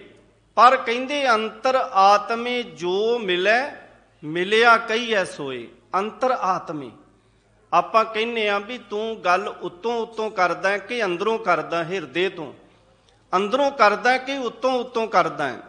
ਇੱਥੇ ਅੰਤਰ ਆਤਮੈ ਮਿਲਣ ਦੀ ਗੱਲ ਹੈ। ਗੁਰਬਾਣੀ ਦੇ ਵਿੱਚ ਇੱਕ ਸ਼ਬਦ ਆਉਂਦਾ ਹੈ ਉਬ ਸੁੱਕ। ਉਬ ਸੁੱਕ ਦਾ ਅਰਥ ਹੈ ਵੀ ਉਹ ਰੁੱਖ ਜਿਹੜਾ ਕੱਟਣ ਤੋਂ ਪਹਿਲਾਂ ਖੜਾ ਖੜੋਤਾ ਹੀ ਸੁੱਕਾ ਹੋਵੇ। ਹੁਣ ਧਿਆਨ ਦੇਣਾ, ਇੱਕ ਰੁੱਖ ਹੈ ਹਰਿਆ ਭਰਿਆ ਜਿਹਨੂੰ ਪਾਣੀ ਵੀ ਮਿਲਦਾ ਹੈ ਤੇ ਉਹ ਰੁੱਖ ਹਰਿਆ ਭਰਿਆ ਹੈ। ਇੱਕ ਰੁੱਖ ਐਸਾ ਹੈ ਜਿਹਨੂੰ ਪਾਣੀ ਵੀ ਮਿਲਦਾ ਹੈ, ਉਹਨੂੰ ਕਿਸੇ ਨੇ ਕੱਟਿਆ ਵੀ ਨਹੀਂ, ਉਹ ਖੜਾ ਖੜੋਤਾ ਸੁੱਕ ਗਿਆ, ਉਹਨੂੰ ਕਹਿੰਦੇ ਉਬ ਸੁੱਕ। ਹੁਣ ਧਿਆਨ ਦੇਣਾ, ਕਿਤੇ ਆਪਾਂ ਵੀ ਉਬ ਸੁੱਕ ਤੇ ਨਹੀਂ। ਨਾਨਕ ਮੱਤਾ ਸਾਹਿਬ ਆਪ ਜਾਂਦੇ ਹੋ, ਗੁਰਦੁਆਰਾ ਸ਼੍ਰੀ ਨਾਨਕ ਮੱਤਾ ਸਾਹਿਬ, ਉੱਥੇ ਜਿਹੜਾ ਪਿੱਪਲ ਸਾਹਿਬ ਹੈ ਨਾ, ਅੱਜ ਉਹ ਪਿੱਪਲ ਸਾਹਿਬ ਹੈ, ਪਹਿਲੋਂ ਪਿੱਪਲ ਸੀ, ਉਹ ਸੁੱਕਾ ਹੋਇਆ ਸੀ, ਸਦੀਆਂ ਤੋਂ ਸੁੱਕਾ ਸੀ, ਸਦੀਆਂ ਤੋਂ ਸੁੱਕਾ। ਉਸ ਪਿੱਪਲ ਨੂੰ ਪਾਣੀ ਵੀ ਮਿਲਦਾ ਸੀ, ਮੀਂਹ ਵੀ ਪੈਂਦਾ ਸੀ ਉਹਦੇ ਤੇ, ਹਵਾ ਵੀ ਚੱਲਦੀ ਸੀ, ਪਰ ਉਹ ਸੁੱਕਾ ਹੈ। ਉਬ ਸੁੱਕ ਇਹਨੂੰ ਕਿਹਾ ਹੈ। ਤੇ ਕਹਿੰਦੇ ਜਦੋਂ ਸ਼ਬਦ ਦੀ ਤਰਾਵਟ ਮਿਲੀ, ਸ੍ਰੀ ਗੁਰੂ ਨਾਨਕ ਦੇਵ ਮਹਾਰਾਜ ਜੀ ਦੇ ਚਰਨ ਪਏ ਤੇ ਸ਼ਬਦ ਗਾਇਨ ਕੀਤਾ ਗਿਆ ਤੇ ਉਹ ਪਿੱਪਲ ਹਰਾ ਭਰਾ ਹੋ ਗਿਆ। ਹੁਣ ਧਿਆਨ ਦੇਣਾ, ਸੂਕੇ ਹਰੇ ਕੀਏ ਖਿਨ ਮਾਹੇ। ਕਦੇ ਉੱਥੇ ਬਹਿ ਕੇ ਅਰਦਾਸ ਕਰਿਆ ਕਰੀਏ, ਸਤਿਗੁਰੂ ਪਾਤਸ਼ਾਹ ਜਿਸ ਤਰ੍ਹਾਂ ਤੁਸੀਂ ਸੁੱਕਾ ਹੋਇਆ ਪਿੱਪਲ ਹਰਾ ਕਰ ਦਿੱਤਾ ਹੈ ਨਾ, ਤੇ ਸਾਡੇ ਸੁੱਕੇ ਸੜੇ ਮਨ ਹਰੇ ਕਰ ਦਿਓ, ਅਸੀਂ ਉਬ ਸੁੱਕ ਨਾ ਬਣ ਜਾਈਏ। ਧਿਆਨ ਦੇਣਾ, ਉਹ ਰੁੱਖ ਜਿਹਨੂੰ ਪਾਣੀ ਵੀ ਮਿਲਦਾ ਹੈ, ਮੀਂਹ ਦਾ ਪਾਣੀ ਜਾਂ ਹਵਾ ਵੀ ਮਿਲਦੀ ਹੈ, ਪਰ ਖੜਾ ਖੜੋਤਾ ਸੁੱਕ ਗਿਆ ਹੈ। ਧਿਆਨ ਦੇਣਾ, ਅਸੀਂ ਸਾਡੇ ਵਿੱਚ ਵੀ ਸਾਨੂੰ ਗੁਰਬਾਣੀ ਵੀ ਮਿਲਦੀ ਹੈ, ਸਾਨੂੰ ਸੰਗਤ ਵੀ ਮਿਲਦੀ ਹੈ, ਪਰ ਸਾਡੀ ਹਾਲਾਤ ਐਸੇ ਹਨ ਵੀ ਅਸੀਂ ਵੀ ਸੁੱਕੇ ਹੋਏ ਹਾਂ। ਸੁੱਕੇ ਆ ਨਾ, ਸਾਡੇ ਅੰਦਰ ਈਰਖਾ ਹੈ, ਛਲ ਹੈ, ਧੋਖੇ ਨੇ, ਬੇਈਮਾਨੀ ਹੈ, ਭ੍ਰਿਸ਼ਟਾਚਾਰੀ ਹੈ। ਇਹ ਉਬ ਸੁੱਕ, ਕਿਉਂਕਿ ਸਾਨੂੰ ਮਿਲ ਵੀ ਸਾਰਾ ਕੁਝ ਰਿਹਾ ਹੈ। ਪਾਣੀ ਸੰਗਤ ਰੂਪੀ ਨਾਮ ਬਾਣੀ ਮਿਲ ਰਹੀ ਹੈ, ਸੰਗਤ ਮਿਲ ਰਹੀ ਹੈ, ਲੇਕਿਨ ਅਸੀਂ ਉਬ ਸੁੱਕ ਉਸ ਰੁੱਖ ਵਾਂਗ ਹਾਂ ਜਿਹੜਾ ਖੜਾ ਖੜੋਤਾ ਹੋਇਆ ਰੁੱਖ ਸੁੱਕਾ ਹੋਇਆ ਹੈ। ਤੇ ਇੱਥੇ ਸਤਿਗੁਰੂ ਪਾਤਸ਼ਾਹ ਜੀ ਕਹਿੰਦੇ, ਉਨ ਮਨ ਭਗਤ ਰਵਿਦਾਸ ਜੀ ਦੀ ਪਾਵਨ ਬਾਣੀ ਹੈ, ਮਨ ਹੀ ਉਨ ਮਨ ਮਨ ਮਨ ਹੀ ਮਿਲੈ, ਛੁਟਕਤ ਬਜਰ ਕਪਾਟ। ਬਜਰ ਕਹਿੰਦੇ ਨੇ ਕਰੜੇ, ਕਪਾਟ ਉਹ ਦਰਵਾਜ਼ੇ ਖੁੱਲ ਗਏ। ਕਿਹੜੇ? ਜਿਹੜੇ ਵਿਸ਼ੇ ਵਿਕਾਰਾਂ ਵਾਲੇ ਸੀ। ਜਦੋਂ ਅੰਦਰੋਂ ਮਨ ਦੇ ਅੰਦਰ ਹੀ ਪਰਮਾਤਮਾ ਸਾਨੂੰ ਨਜ਼ਰ ਆਉਣ ਲੱਗ ਪਿਆ ਨਾ, ਧਿਆਨ ਦੇਣਾ, ਸਾਡੇ ਦੇਸ਼ ਦੇ ਵਿੱਚ ਇੱਕ ਦਿਨ ਆਉਂਦਾ, ਉਹਨੂੰ ਕਹਿੰਦੇ ਕੰਨਿਆ ਪੂਜਨ। ਕੰਨਿਆ ਪੂਜਨ ਤੇ ਧਿਆਨ ਦੇਣਾ, 365 ਦਿਨਾਂ ਦੇ ਵਿੱਚ ਇੱਕ ਦਿਨ ਅਸੀਂ ਰੱਖਿਆ ਕੰਨਿਆ ਪੂਜਨ। ਤੇ ਬਾਕੀ ਜਿਸ ਦਿਨ ਕੰਨਿਆ ਪੂਜਨ ਹੁੰਦਾ ਹੈ ਨਾ, ਇਹ ਤਰਕ ਨਹੀਂ ਹੈ, ਵਿਚਾਰ ਦੀ ਗੱਲ ਹੈ। 365ਵੇਂ ਦਿਨ ਕੰਨਿਆ ਪੂਜਨ ਵਾਲੇ ਦਿਨ ਅਸੀਂ ਬੱਚੀਆਂ 4-5 ਇਕੱਠੀਆਂ ਕਰਕੇ ਉਹਨਾਂ ਦੇ ਪੈਰ ਧੋਨੇ ਆ, ਚੁੰਨੀ ਚੜਾਉਨੇ ਆ, ਫਲ ਛਕਾਉਨੇ ਆ, ਚੰਗੀ ਚੰਗੇ ਹੋਰ ਪਦਾਰਥ, ਤੇ ਉਹਨਾਂ ਨੂੰ ਟਿੱਕਾ ਵੀ ਲਾਉਨੇ ਆ ਤੇ ਮੱਥਾ ਵੀ ਟੇਕਦੇ ਆ। ਕਹਿੰਦੇ ਕੰਨਿਆ ਪੂਜਨ ਹੈ ਅੱਜ। ਤੇ ਧਿਆਨ ਦੇਣਾ ਸਾਧ ਸੰਗਤ ਜੀ, 365ਵੇਂ ਦਿਨ ਅਸੀਂ ਕੰਨਿਆ ਪੂਜਨ ਕਰਦੇ ਆ, ਉਹਨਾਂ ਬੱਚੀਆਂ ਨੂੰ ਮੱਥਾ ਟੇਕਦੇ ਆ, ਚੁੰਨੀ ਦਿੰਨੇ ਆ, ਫਲ ਫਰੂਟ ਦਿੰਨੇ ਆ, ਤਿਲਕ ਲਾਉਨੇ ਆ, ਪਰ 364 ਦਿਨ ਅਸੀਂ ਬੱਚੀਆਂ ਨੂੰ ਕੁੱਖ ਵਿੱਚ ਮਾਰ ਦਿੰਨੇ। 364 ਦਿਨ ਅਸੀਂ ਧੀਆਂ ਭੈਣਾਂ ਦਾ ਕਤਲ ਕਰ ਦਿੰਨੇ ਆ। ਕਹੋ ਵਾਹਿਗੁਰੂ, ਇਹ ਹੋ ਰਿਹਾ ਹੈ ਨਾ। ਤੇ ਸਤਿਗੁਰੂ ਪਾਤਸ਼ਾਹ ਜੀ ਕਹਿੰਦੇ ਇਹ ਨੇ ਬਜਰ। ਬਜਰ ਕਪਾਟ ਤਾਂ ਖੁੱਲਣਗੇ ਕਦੋਂ? ਜਦੋਂ ਅੰਦਰਲੇ ਮਨ ਦੇ ਵਿੱਚੋਂ ਅੰਦਰੋਂ ਹੀ ਸਾਨੂੰ ਪਰਮਾਤਮਾ ਨਜ਼ਰ ਆਵੇਗਾ ਕਿ ਹਰ ਧੀ ਭੈਣ ਦੇ ਅੰਦਰ ਪਰਮਾਤਮਾ ਹੈ। ਪਰਮਾਫ ਕਰਨਾ, ਸਾਨੂੰ ਮੂਰਤੀ ਚੋਂ ਤੇ ਰੱਬ ਦਿਸ ਜਾਂਦਾ, ਪਰ ਸੱਸ ਨੂੰ ਨੂੰਹ ਦੇ ਵਿੱਚੋਂ ਤੇ ਨੂੰਹ ਨੂੰ ਸੱਸ ਦੇ ਵਿੱਚੋਂ ਕਦੇ ਪਰਮਾਤਮਾ ਬਹੁਤ ਘੱਟ ਨਜ਼ਰ ਆਉਂਦਾ।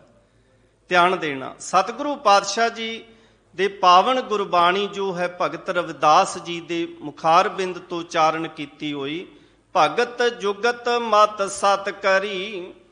ਕਹਿੰਦੇ ਭਗਤ ਭਗਤੀ, ਬੰਦਗੀ, ਜੁਗਤ ਤਰੀਕਾ ਢੰਗ, ਸਤ ਮਤ ਜਿਹੜੀ ਹੈ ਇਹ ਮਤ ਬੁੱਧ, ਤੇ ਸਤ ਕਰੀ, ਸਤ ਦਾ ਅਰਥ ਹੈ ਦ੍ਰਿੜ ਕਰ ਲਈ। ਭਗਤੀ ਜਿਹੜੀ ਹੈ ਬੰਦਗੀ ਦੇ ਤਰੀਕੇ ਦੇ ਨਾਲ ਇਸ ਮਤ ਬੁੱਧ ਨੂੰ ਦ੍ਰਿੜ ਕਰ ਲਿਆ ਵੀ ਕਿਵੇਂ ਇਸ ਨੂੰ ਰੋਕਣਾ ਹੈ। ਭਰਮ ਬੰਧਨ ਕਾਟ ਵਿਕਾਰ, ਭਰਮ ਜਿਹੜੇ ਸੀ ਨਾ, ਭਰਮ ਸੂਕੇ ਬਹੁ ਉਬ ਸੁੱਕ ਕਹੀਏ, ਆਪਾਂ ਉਬ ਸੁੱਕ ਦੀ ਗੱਲ ਕੀਤੀ ਸੀ ਨਾ, ਜਿਹੜੇ ਭਰਮ ਦੇ ਵਿੱਚ ਸੁੱਕੇ ਹੋਏ ਨੇ, ਭਟਕਣਾ ਦੇ ਵਿੱਚ ਪਏ ਹੋਏ ਨੇ। ਬੰਧਨ ਕਹਿੰਦੇ ਮਾਇਆ ਦੇ ਬੰਧਨ, ਮਾਇਆ ਦੇ ਬੰਧਨ ਤੇ ਕਾਟ ਵਿਕਾਰ, ਵਿਕਾਰ ਜਿਹੜੇ ਨੇ ਸਾਡੇ ਅੰਦਰ ਵਿਸ਼ੇ ਵਿਕਾਰ, ਇਹਨਾਂ ਨੂੰ ਕੱਟ ਕੇ ਮਾਇਆ ਦੇ ਬੰਧਨਾਂ ਤੋਂ ਬਚਾ ਕਰ ਲਿਆ। ਆਉਣ ਜਾਣ ਦੇ ਗੇੜ ਤੋਂ ਬਚਣ ਵਾਸਤੇ ਉਪਰਾਲਾ ਹੋਇਆ ਕਾਹਦੇ ਨਾਲ? ਭਗਤ ਜੁਗਤ ਮਤ ਸਤ ਕਰੀ, ਦ੍ਰਿੜ ਕਰ ਲਿਆ ਭਗਤੀ ਬੰਦਗੀ ਦੇ ਤਰੀਕੇ ਦੇ ਨਾਲ।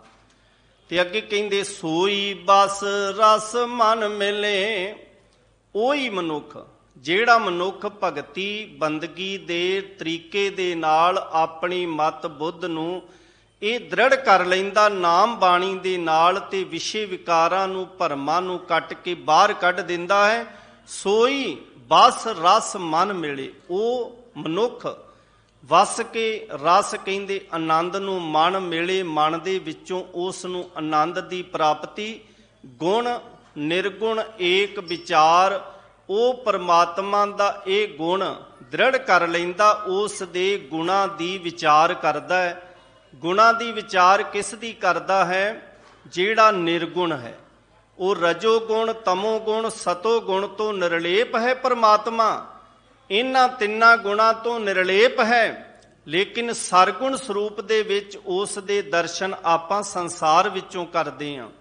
ਇੱਥੇ ਪਰਮਾਤਮਾ ਦੇ ਗੁਣਾਂ ਦੀ ਜਿਹੜਾ ਵਿਚਾਰ ਕਰਦਾ ਹੈ ਨਾ, ਗੁਣ ਨਿਰਗੁਣ ਏਕ ਵਿਚਾਰ, ਗੁਣ ਦੀ ਵਿਚਾਰ ਕਰਨੀ, ਤੇ ਕਰਨੀ ਕਿਹਦੀ? ਜਿਹੜਾ ਆਪ ਨਿਰਗੁਣ ਹੈ, ਉਹਦੀ ਵਿਚਾਰ ਕਰਨੀ। ਪਰਮਾਤਮਾ ਦੇ ਅੰਦਰ ਗੁਣ ਨੇ, ਧਿਆਨ ਦੇਣਾ। ਸਮਾਪਤੀ ਵਾਲੇ ਪਾਸੇ ਆਈਏ, ਸਮਾਂ ਨੇੜੇ ਲੱਗ ਗਿਆ। ਜਿੰਨਾ ਮਨੁੱਖ ਪਰਮਾਤਮਾ ਦੇ ਨੇੜੇ ਹੋਵੇਗਾ, ਓਨੇ ਮਨੁੱਖ ਦੇ ਅੰਦਰ ਗੁਣ ਹੋਣਗੇ। ਬੱਚੇ ਨੂੰ ਆਪਾਂ ਕਹਿੰਦੇ ਆ ਰੱਬ ਦਾ ਰੂਪ ਏ। ਹੁਣ ਬੱਚੇ ਦੇ ਅੰਦਰ ਗੁਣ ਨੇ ਕਿਹੜੇ? ਬੱਚਾ ਨਿਰਭਉ ਹੈ, ਨਿਰਵੈਰ ਹੈ, ਬੱਚੇ ਅੰਦਰ ਨਿਰਮਲਪਨ ਹੈ। ਧਿਆਨ ਦੇਣਾ ਸੰਗਤ ਜੀ, ਜਿਹੜਾ ਮਨੁੱਖ ਚੁਗਲੀ ਨਾ ਕਰੇ, ਚੋਰੀ ਨਾ ਕਰੇ, ਝੂਠ ਨਾ ਬੋਲੇ, ਛਲ ਕਪਟ ਧੋਖੇ ਨਾ ਕਰੇ, ਹੇਰਾ ਫੇਰੀ ਨਾ ਕਰੇ, ਤੇ ਆਪਾਂ ਕੀ ਕਹਿੰਦੇ ਆ? ਇਹ ਬੰਦਾ ਰੱਬ ਵਰਗਾ ਹੈ, ਕਹਿੰਦੇ ਆ ਨਾ। ਇਹਦਾ ਮਤਲਬ ਸਾਨੂੰ ਪਤਾ ਹੈ ਕਿ ਰੱਬ ਇਹੋ ਜਿਹਾ, ਇਹ ਗੁਣ ਰੱਬ ਦੇ ਨੇ, ਇਹ ਗੁਣ ਰੱਬ ਦੇ ਨੇ, ਤੇ ਇਹਦੇ ਅੰਦਰੋਂ ਅਸੀਂ ਪਰਮਾਤਮਾ ਵੇਖਦੇ ਹਾਂ। ਪਰ ਜਿਵੇਂ ਜਿਵੇਂ ਅਸੀਂ ਉਹਨਾਂ ਗੁਣਾਂ ਤੋਂ ਦੂਰ ਜਾਂਦੇ, ਬੱਚਾ ਜਿਵੇਂ ਜਿਵੇਂ ਵੱਡਾ ਹੁੰਦਾ ਹੈ, ਤੇ ਬੱਚੇ ਦੇ ਅੰਦਰ ਜਿਹੜੇ ਗੁਣ ਬਚਪਨ ਵਿੱਚ ਹੁੰਦੇ ਨੇ, ਉਹ ਗੁਣ ਘਟਦੇ ਜਾਂਦੇ ਨੇ, ਅਵਗੁਣ ਵੱਧਦੇ ਜਾਂਦੇ ਨੇ, ਓਨਾ ਹੀ ਮਨੁੱਖ ਫਿਰ ਪਰਮਾਤਮਾ ਤੋਂ ਦੂਰ ਹੋ ਜਾਂਦਾ। ਜਿੰਨੇ ਸਾਡੇ ਵਿੱਚ ਗੁਣ ਵਧਣਗੇ, ਗੁਣਾਂ ਦੀ ਗਿਣਤੀ ਵਧਣੀ, ਭਾਵ ਪਰਮਾਤਮਾ ਦੇ ਨੇੜੇ ਹੋਣਾ। ਤੇ ਇੱਥੇ ਭਗਤ ਰਵਿਦਾਸ ਜੀ ਕਹਿੰਦੇ ਨੇ, ਉਸ ਪਰਮਾਤਮਾ ਦੇ ਗੁਣਾਂ ਦੀ ਵਿਚਾਰ ਕਰਨੀ, ਜਿਹੜਾ ਆਪ ਨਿਰਗੁਣ ਰਜੋ ਤਮੋ ਸਤੋ ਗੁਣ ਤੋਂ ਉਹ ਨਿਰਲੇਪ ਹੈ। ਅਣਕ ਜਤਨ ਨਿਗਰੈ ਕੀਏ, ਟਾਰੀ ਨਾ ਟਰੈ ਭ੍ਰਮ ਫਾਸ। ਹੁਣ ਇੱਥੇ ਭਗਤ ਰਵਿਦਾਸ ਜੀ ਕਹਿੰਦੇ ਨੇ, ਬੜੇ ਅਨੇਕਾਂ ਯਤਨ ਕੀਤੇ ਨੇ ਮਨ ਨੂੰ ਕੰਟਰੋਲ ਕਰਨ ਵਾਸਤੇ, ਇਸ ਮਨ ਨੂੰ ਰੋਕਣ ਵਾਸਤੇ, ਪਰ ਮਨ ਰੁਕਿਆ ਨਹੀਂ, ਮਨ ਰੁਕਿਆ ਨਹੀਂ। ਬੜੇ ਯਤਨ ਕੀਤੇ, ਜਗ ਵੀ ਕੀਤੇ, ਦਾਨ ਪੁੰਨ ਵੀ ਕੀਤੇ, ਇਸ਼ਨਾਨ ਵੀ ਕੀਤੇ, ਕਈ ਕੁਝ ਕੀਤਾ, ਪਰ ਮਨ ਰੁਕਿਆ ਨਹੀਂ। ਕਹਿੰਦੇ ਮੈਂ ਇਹ ਵੇਖ ਵੇਖ ਕੇ ਇਹਨਾਂ ਯਤਨਾਂ ਨੂੰ ਮੇਰਾ ਮਨ ਜਿਹੜਾ ਹੈ ਨਾ, ਉਹ ਉਦਾਸ ਹੋ ਗਿਆ ਹੈ, ਕਿਉਂਕਿ ਮੇਰੇ ਅੰਦਰ ਪ੍ਰੇਮ ਭਗਤ ਨਹੀਂ ਊਪਜੈ, ਪ੍ਰੇਮਾ ਭਗਤੀ ਪੈਦਾ ਨਹੀਂ ਹੋਈ। ਸਾਧ ਸੰਗਤ ਜੀ, ਜੇ ਆਪਾਂ ਤੀਰਥਾਂ ਤੇ ਜਾਂਦੇ ਆ, ਜਰਾ ਮਨ ਵਿੱਚ ਇਹ ਹਿਸਾਬ ਲਾ ਕੇ ਵੇਖੀਏ, ਕਦੇ ਮਨ ਸਾਡਾ ਸਹਿਜ ਵਿੱਚ ਆਉਂਦਾ? ਜੇ ਜਪ ਪੜ੍ਹਦੇ ਆ, ਕਦੇ ਮਨ ਸਹਿਜ ਵਿੱਚ ਆਉਂਦਾ? ਹੋਮ ਜਗ ਕੀਤੇ, ਫਰਜ਼ ਕਰੋ ਜਿਵੇਂ ਆਪਾਂ ਵਿਚਾਰ ਕੀਤੀ ਵੀ ਕਿਸੇ ਦਾ ਬੱਚਾ ਮਾਰ ਕੇ, ਕਿਸੇ ਦਾ ਘਰ ਉਜਾੜ ਕੇ, ਕਿਸੇ ਦਾ ਨੁਕਸਾਨ ਕੀਤਿਆਂ ਜੇ ਬਾਅਦ ਵਿੱਚ ਵੀ ਸਾਨੂੰ ਕੁਝ ਪ੍ਰਾਪਤੀ ਨਾ ਹੋਈ, ਤੇ ਫਿਰ ਸਾਡੀ ਸ਼ਾਂਤੀ ਜਿਹੜੀ ਹੈ ਸੀ ਉਹ ਵੀ ਭੰਗ ਹੋ ਜਾਂਦੀ ਹੈ ਨਾ। ਇਸ ਕਰਕੇ ਭਗਤ ਰਵਿਦਾਸ ਜੀ ਕਹਿੰਦੇ ਨੇ ਕਿ ਬੜੇ ਯਤਨ ਕੀਏ ਮਨ ਨੂੰ ਰੋਕਣ ਵਾਸਤੇ, ਵੀ ਮਨ ਦੌੜ ਨੂੰ ਰੁਕ ਜਾਵੇ, ਪਰ ਟਾਰੀ ਨਾ ਟਰੈ ਭ੍ਰਮ ਫਾਸ। ਭ੍ਰਮ ਦੀ ਜਿਹੜੀ ਫਾਸੀ ਸੀ ਇਹ ਟਲੀ ਨਹੀਂ, ਇਹ ਟਾਲੀ ਨਹੀਂ ਜਾ ਸਕੀ, ਸਗੋਂ ਭਟਕਣਾ ਵੱਧਦੀ ਗਈ। ਆਪਾਂ ਅੱਜ ਜਗ੍ਹਾ ਜਗ੍ਹਾ ਤੇ ਜਾਣੇ। ਭਗਤ ਕਬੀਰ ਜੀ ਕਹਿੰਦੇ, ਕਬੀਰ ਗੰਗਾ ਤੀਰ ਜੋ ਘਰ ਕਰੈ, ਪੀਵੈ ਨਿਰਮਲ ਨੀਰ। ਜੇ ਕੋਈ ਕਵੇ ਵੀ ਮੈਂ ਗੰਗਾ ਦੇ ਕੰਢੇ ਤੇ ਘਰ ਬਣਾ ਲਵਾਂ ਤੇ ਗੰਗਾ ਜਲ ਲੈ ਲੈ ਕੇ ਪੀਵਾਂ ਵੀ ਉਹ, ਅਸੀਂ ਨਾ ਤਰ੍ਹਾਂ ਤਰ੍ਹਾਂ ਦੇ ਜਲ ਲੈ ਆਉਂਦੇ ਆ ਕਿ ਇਹ ਉੱਥੋਂ ਦਾ, ਇਹ ਉੱਥੋਂ ਦਾ, ਇਹ ਉੱਥੋਂ ਦਾ, ਤੇ ਜੇ ਕਿਤੇ ਕੋਈ ਦੁਰਘਟਨਾ ਜਾਂ ਕੁਝ ਹੋਵੇ ਆਪਾਂ ਕਹਿੰਦੇ ਉਹ ਜਲ ਵਰਤੋ, ਤੇ ਦੂਜਾ ਕਹਿੰਦਾ ਆਹ ਜਲ ਨਹੀਂ, ਤੁਸੀਂ ਆਹ ਜਲ ਵਰਤੋ। ਅਸੀਂ ਜਲ ਵੀ ਆਪਸ ਵਿੱਚ ਲੜਾ ਦਿੱਤੇ ਵੀ ਇਹ ਜਲ ਉੱਥੋਂ ਦਾ, ਇਹ ਜਲ ਉੱਥੋਂ ਦਾ, ਇਹ ਜਲ ਉੱਥੋਂ ਦਾ। ਭਗਤ ਕਬੀਰ ਜੀ ਕਹਿੰਦੇ ਫਰਜ਼ ਕਰੋ ਕਿ ਜੇ ਕੋਈ ਗੰਗਾ ਦੇ ਕੰਢੇ ਤੇ ਘਰ ਪਾ ਲਵੇ ਤੇ ਗੰਗਾ ਜਾਲੀ ਰੋਜ਼ ਪੀਵੇ, ਤੇ ਕਹਿੰਦੇ ਇੰਨਾ ਕੁਝ ਕੀਤਿਆਂ ਵੀ ਮੁਕਤੀ ਪ੍ਰਾਪਤ ਨਹੀਂ ਹੁੰਦੀ। ਬਿਨ ਹਰ ਭਗਤ ਨਾ ਮੁਕਤ ਹੋਏ, ਇਉਂ ਕਹੇ ਰਮੈ ਕਬੀਰ। ਰਮੈ ਕਬੀਰ ਦਾ ਭਾਵ ਹੈ ਕਿ ਕਬੀਰ ਤੇ ਕੇਵਲ ਪਰਮਾਤਮਾ ਦਾ ਨਾਮ ਜਪਦਾ ਹੈ। ਤੇ ਭਗਤ ਰਵਿਦਾਸ ਜੀ ਕਹਿੰਦੇ ਨੇ, ਪ੍ਰੇਮ ਭਗਤ ਨਹੀਂ ਉਪਜੈ, ਤਾਤੇ ਰਵਿਦਾਸ ਉਦਾਸ। ਕਹਿੰਦੇ ਰਵਿਦਾਸ ਤੇ ਉਦਾਸ ਹੈ ਇਹਨਾਂ ਗੱਲਾਂ ਕਰਕੇ ਕਿ ਇੰਨਾ ਕੁਝ ਕੀਤਿਆਂ ਵੀ ਪ੍ਰੇਮਾ ਭਗਤੀ ਜਿਹੜੀ ਹੈ ਉਹ ਪੈਦਾ ਹੀ ਨਹੀਂ ਹੋਈ, ਪਿਆਰ ਹੀ ਪੈਦਾ ਨਹੀਂ ਹੋਇਆ। ਸਾਧ ਸੰਗਤ ਜੀ, ਇੰਨਾ ਕੁਝ ਕੀਤਿਆਂ ਵੀ ਹਵਨ ਜਗ ਕੀਤੇ, ਤੀਰਥਾਂ ਦੇ ਇਸ਼ਨਾਨ ਕੀਤੇ, ਬਲੀਆਂ ਦਿੱਤੀਆਂ, ਦਾਨ ਪੁੰਨ ਕੀਤੇ, ਸਾਰਾ ਕੁਝ ਕਰਦਿਆਂ ਵੀ ਭਗਤ ਰਵਿਦਾਸ ਜੀ ਕਹਿੰਦੇ ਮਨ ਦੇ ਵਿੱਚ ਪ੍ਰੇਮਾ ਭਗਤੀ ਪੈਦਾ ਨਹੀਂ ਹੋਈ। ਤੇ ਸਾਧ ਸੰਗਤ ਜੀ, ਜੇ ਸਾਡੇ ਅੰਦਰ ਵੀ ਦਇਆ ਧਰਮ ਪੈਦਾ ਨਹੀਂ ਹੋਇਆ ਤੇ ਸਮਝਣਾ ਅਸੀਂ ਵੀ ਪਾਠ ਉਹਨਾਂ ਮੰਤਰਾਂ ਵਾਂਗ ਤੇ ਨਹੀਂ ਕਰਦੇ। ਜੇ ਜਨੇਊ ਦੀ ਸਤਿਗੁਰੂ ਨਾਨਕ ਦੇਵ ਮਹਾਰਾਜ ਜੀ ਨੇ ਕਿਹਾ ਵੀ ਮੈਂ ਇਹ ਨਹੀਂ ਪਾਉਣਾ, ਇਹਦੇ 'ਚ ਦਇਆ ਨਹੀਂ, ਤੇ ਜੇ ਅੱਜ ਅੰਮ੍ਰਿਤ ਛਕ ਕੇ ਵੀ ਦਇਆ ਨਹੀਂ ਤੇ ਥੋੜਾ ਵਿਚਾਰ ਕਰਨ ਦੀ ਸਾਨੂੰ ਵੀ ਲੋੜ ਪਵੇਗੀ। ਤੇ ਭਗਤ ਰਵਿਦਾਸ ਜੀ ਇਹੀ ਕਹਿ ਰਹੇ ਨੇ ਵੀ ਜੇ ਪ੍ਰੇਮਾ ਭਗਤੀ ਪੈਦਾ ਇਹ ਕਰਮਕਾਂਡ ਕੀਤਿਆਂ ਨਹੀਂ ਹੋਈ ਤੇ ਮੇਰਾ ਮਨ ਉਦਾਸ ਹੈ ਵੀ ਇੰਨਾ ਕੁਝ ਕੀਤਿਆਂ ਮਨ ਦੇ ਵਿੱਚ ਖੇੜਾ ਹੀ ਨਹੀਂ ਆਇਆ। ਤੇ ਖੇੜਾ ਕਿਵੇਂ ਆਉਣਾ? ਅਬ ਕਲੂ ਆਇਓ ਰੇ ਇੱਕ ਨਾਮ ਬੋਵੋ ਬੋਵੋ, ਇਹ ਬਸੰਤ ਰੁੱਤ ਹਰ ਕਾ ਨਾਮ ਧਿਆਏ ਕੇ ਹੋ ਹਰਿਆ ਭਾਈ, ਕਰਮ ਲਿਖਨ ਤੇ ਪਾਈਏ ਰੁੱਤ ਸੁਹਾਈ, ਵਣ ਤ੍ਰਿਣ ਤ੍ਰੈ ਭਵਨ ਮੌਲਿਆ ਅੰਮ੍ਰਿਤ ਫਲ ਪਾਏ, ਮਿਲ ਸਾਧੂ ਸੋ ਖੂਬ ਜੈ ਲੱਥੀ ਸਭ ਛਾਈ। ਸਾਰੀ ਕਾਲਖ ਦੂਰ ਹੋ ਜੇ ਕਦੋਂ? ਜਦੋਂ ਆਪਾਂ ਜਪੀਏ ਸਤਨਾਮ ਸ਼੍ਰੀ ਵਾਹਿਗੁਰੂ। ਸਾਧ ਸੰਗਤ ਜੀ, ਇਹੀ ਅਰਦਾਸ ਕਰਿਆ ਕਰੋ ਪਾਤਸ਼ਾਹ ਜੀ, ਸਰਬੱਤ ਦਾ ਭਲਾ ਕਰਨਾ, ਸਾਰੇ ਕਿਸੇ ਦਾ ਦਿਲ ਨਾ ਦੁਖਾਇਆ ਕਰੋ, ਕਿਸੇ ਨੂੰ ਗੁਰੂ ਨਾਲੋਂ ਤੋੜਿਆ ਨਾ ਕਰੋ, ਤੇ ਕਿਸੇ ਦੇ ਆਪਣੇ ਫਾਇਦੇ ਵਾਸਤੇ ਦੂਜੇ ਦਾ ਨੁਕਸਾਨ ਨਾ ਕਰਿਆ ਜਾਵੇ। ਤੇ ਅਰਦਾਸ ਹਮੇਸ਼ਾ ਹੋਵੇ, ਨਾਨਕ ਨਾਮ ਚੜ੍ਹਦੀ ਕਲਾ, ਤੇਰੇ ਭਾਣੇ ਸਰਬੱਤ ਦਾ ਭਲਾ, ਭੁੱਲ ਚੁੱਕ ਦੀ ਖਿਮਾ। ਸਾਰੀਆਂ ਸੰਗਤਾਂ ਦਾ ਬਹੁਤ ਬਹੁਤ ਧੰਨਵਾਦ ਜੀ। ਕੁਟਾਨ ਕੋਟ ਸ਼ੁਕਰਾਨਾ। ਧੰਨ ਧੰਨ ਸ੍ਰੀ ਗੁਰੂ ਗ੍ਰੰਥ ਸਾਹਿਬ ਮਹਾਰਾਜ ਜੀ ਦਾ ਜੀ। ਨਿਮਾਣਾ ਹਾਂ ਨਚੀਜ ਹਾਂ ਇਸ ਪਾਪੀ ਨੂੰ, ਸਤਿਗੁਰੂ ਪਾਤਸ਼ਾਹ ਨੇ ਬਖਸ਼ਿਸ਼ ਕਰਕੇ ਆਪਣੇ ਦਰ ਦੀ ਹਾਜ਼ਰੀ ਭਰਨ ਦਾ ਸੁਭਾਗ ਸਮਾਂ ਬਖਸ਼ਿਸ਼ ਕੀਤਾ ਹੈ। ਸਿੰਘ ਸਾਹਿਬ ਜੀ ਗਿਆਨੀ ਹਰਨਾਮ ਸਿੰਘ ਜੀ ਮੁੱਖ ਗ੍ਰੰਥੀ ਸਹਿਬਾਨ ਬੜੇ ਪਿਆਰ ਵਾਲੇ, ਉਹਨਾਂ ਨੇ ਹੁਕਮ ਲਾਇਆ, ਉਹਨਾਂ ਦਾ ਵੀ ਬਹੁਤ ਬਹੁਤ ਧੰਨਵਾਦ ਹੈ। ਦਿੱਲੀ ਸਿੱਖ ਗੁਰਦੁਆਰਾ ਪ੍ਰਬੰਧਕ ਕਮੇਟੀ ਦਾ ਧੰਨਵਾਦ, ਸਾਰੀਆਂ ਸਿੱਖ ਸੰਗਤਾਂ ਦਾ ਧੰਨਵਾਦ ਜੀ। ਭੁੱਲ ਚੁੱਕ ਦੀ ਖਿਮਾ। ਵਾਹਿਗੁਰੂ ਜੀ ਕਾ ਖਾਲਸਾ, ਵਾਹਿਗੁਰੂ ਜੀ ਕੀ ਫਤਿਹ।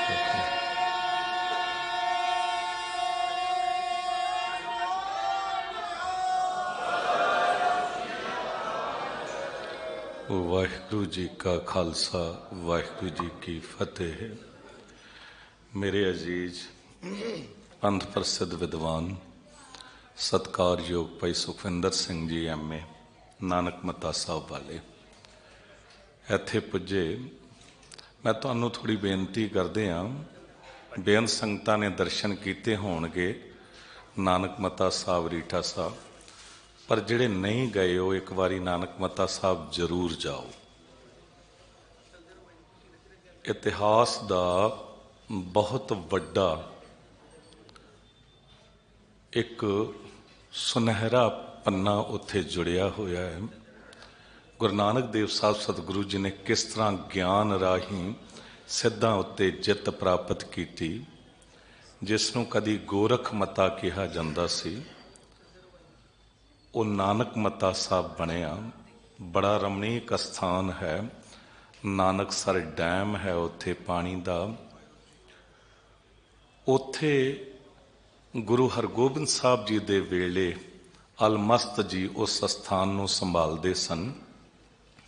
ਉੱਥੇ ਪਿੱਪਲ ਦਾ ਦਰਖਤ ਹੈ ਜਿਸ ਨੂੰ ਸਿੱਧਾਂ ਨੇ ਉਡਾਇਆ ਸੀ ਰਿੱਧੀਆਂ ਸਿੱਧੀਆਂ ਨਾਲ, ਪਰ ਗੁਰੂ ਨਾਨਕ ਦੇਵ ਸਾਹਿਬ ਜੀ ਨੇ ਹੱਥ ਦਿੱਤਾ, ਉੱਥੇ ਰੁਕ ਗਿਆ। ਸਤਿਗੁਰੂ ਨੇ ਕਿਹਾ ਸੀ ਕਿ ਇੱਥੇ ਤੇ ਬੜੀ ਵੱਡੀ ਬਰਕਤ ਹੋਵੇਗੀ, ਸਤਸੰਗ ਹੋਇਆ ਕਰੇਗਾ, ਮਾਲਕ ਵਾਹਿਗੁਰੂ ਜੀ ਦੇ ਨਾਮ ਬਾਣੀ ਦਾ ਪ੍ਰਵਾਹ ਚੱਲੇਗਾ, ਤੇ ਉਹੀ ਹੋ ਰਿਹਾ ਉੱਥੇ। ਪਰ ਅਲਮਸਤ ਜੀ ਦੇ ਵੇਲੇ ਸਿੱਧਾਂ ਨੇ ਫਿਰ ਸ਼ਰਾਰਤਾਂ ਕਰਕੇ ਪਿੱਪਲ ਦੇ ਦਰਖਤ ਨੂੰ ਇੱਕ ਵਾਰੀ ਸੁਕਾ ਦਿੱਤਾ ਸੀ, ਕਹਿ ਲਓ ਸਾੜ ਦਿੱਤਾ ਸੀ। ਪੁਕਾਰ ਕੀਤੀ ਅਲਮਸਤ ਜੀ ਨੇ, ਤੇ ਗੁਰੂ ਨਾਨਕ ਰੂਪ ਗੁਰੂ ਹਰਗੋਬਿੰਦ ਸਾਹਿਬ ਕੀਰਤਪੁਰ ਸਾਹਿਬ ਤੋਂ ਉੱਥੇ ਪੁੱਜੇ ਸੀ, ਤੇ ਫਿਰ ਕੇਸਰ ਘੋਲ ਕੇ ਪਾਣੀ 'ਚ ਉਹ ਛਿੱਟੇ ਮਾਰੇ, ਉਹ ਪਿੱਪਲ ਦਾ ਦਰਖਤ ਦੁਬਾਰਾ ਹਰਿਆ ਭਰਿਆ ਹੋ ਗਿਆ। ਸੋ ਖੈਰ ਵਕਤ ਦੀ ਪਾਬੰਦੀ ਹੈ, ਪਰ ਅਸੀਂ ਜੇ ਇਤਿਹਾਸ ਦੇ ਪਿਛੋਕੜ ਨਾਲ ਨਹੀਂ ਜੁੜਾਂਗੇ ਨਾ, ਤੇ ਅਸੀਂ ਜਾਂ ਬੱਚੇ ਸਾਡੇ ਧੀਰੇ ਧੀਰੇ ਵਾਂਝੇ ਹੋ ਜਾਣਗੇ। ਜ਼ਰੂਰ ਜਾਓ, ਉੱਥੋਂ ਨਾਨਕ ਮੱਤਾ ਸਾਹਿਬ ਦੇ ਨੇੜੇ ਰੀਠਾ ਸਾਹਿਬ ਵੀ ਹੈ, ਦਰਸ਼ਨ ਕਰਕੇ ਆਓ। ਸੋ ਧੰਨਵਾਦੀ ਹਾਂ ਭਾਈ ਸਾਹਿਬ ਜੀ ਦੇ ਸੱਦੇ ਤੇ ਇੱਥੇ ਪੁੱਜੇ। ਆਓ ਆਪਾਂ ਅਨੰਦ ਸਾਹਿਬ ਜੀ ਦਾ ਪਾਠ ਕਰਦੇ ਹਾਂ। ਇੱਕ ਪੰਕਤੀ ਦਾਸ ਪੜ੍ਹੇਗਾ, ਇੱਕ ਆਪ ਸਾਰੇ ਪਿਆਰ ਨਾਲ ਪੜ੍ਹੋ।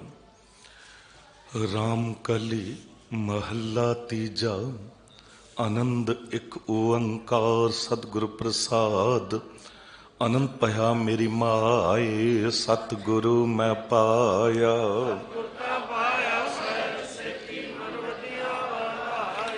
ਰਾਗ ਰਤਨ ਪਰਵਾਰ ਪਰੀਆਂ, ਸ਼ਬਦ ਗਾਵਣ ਆ।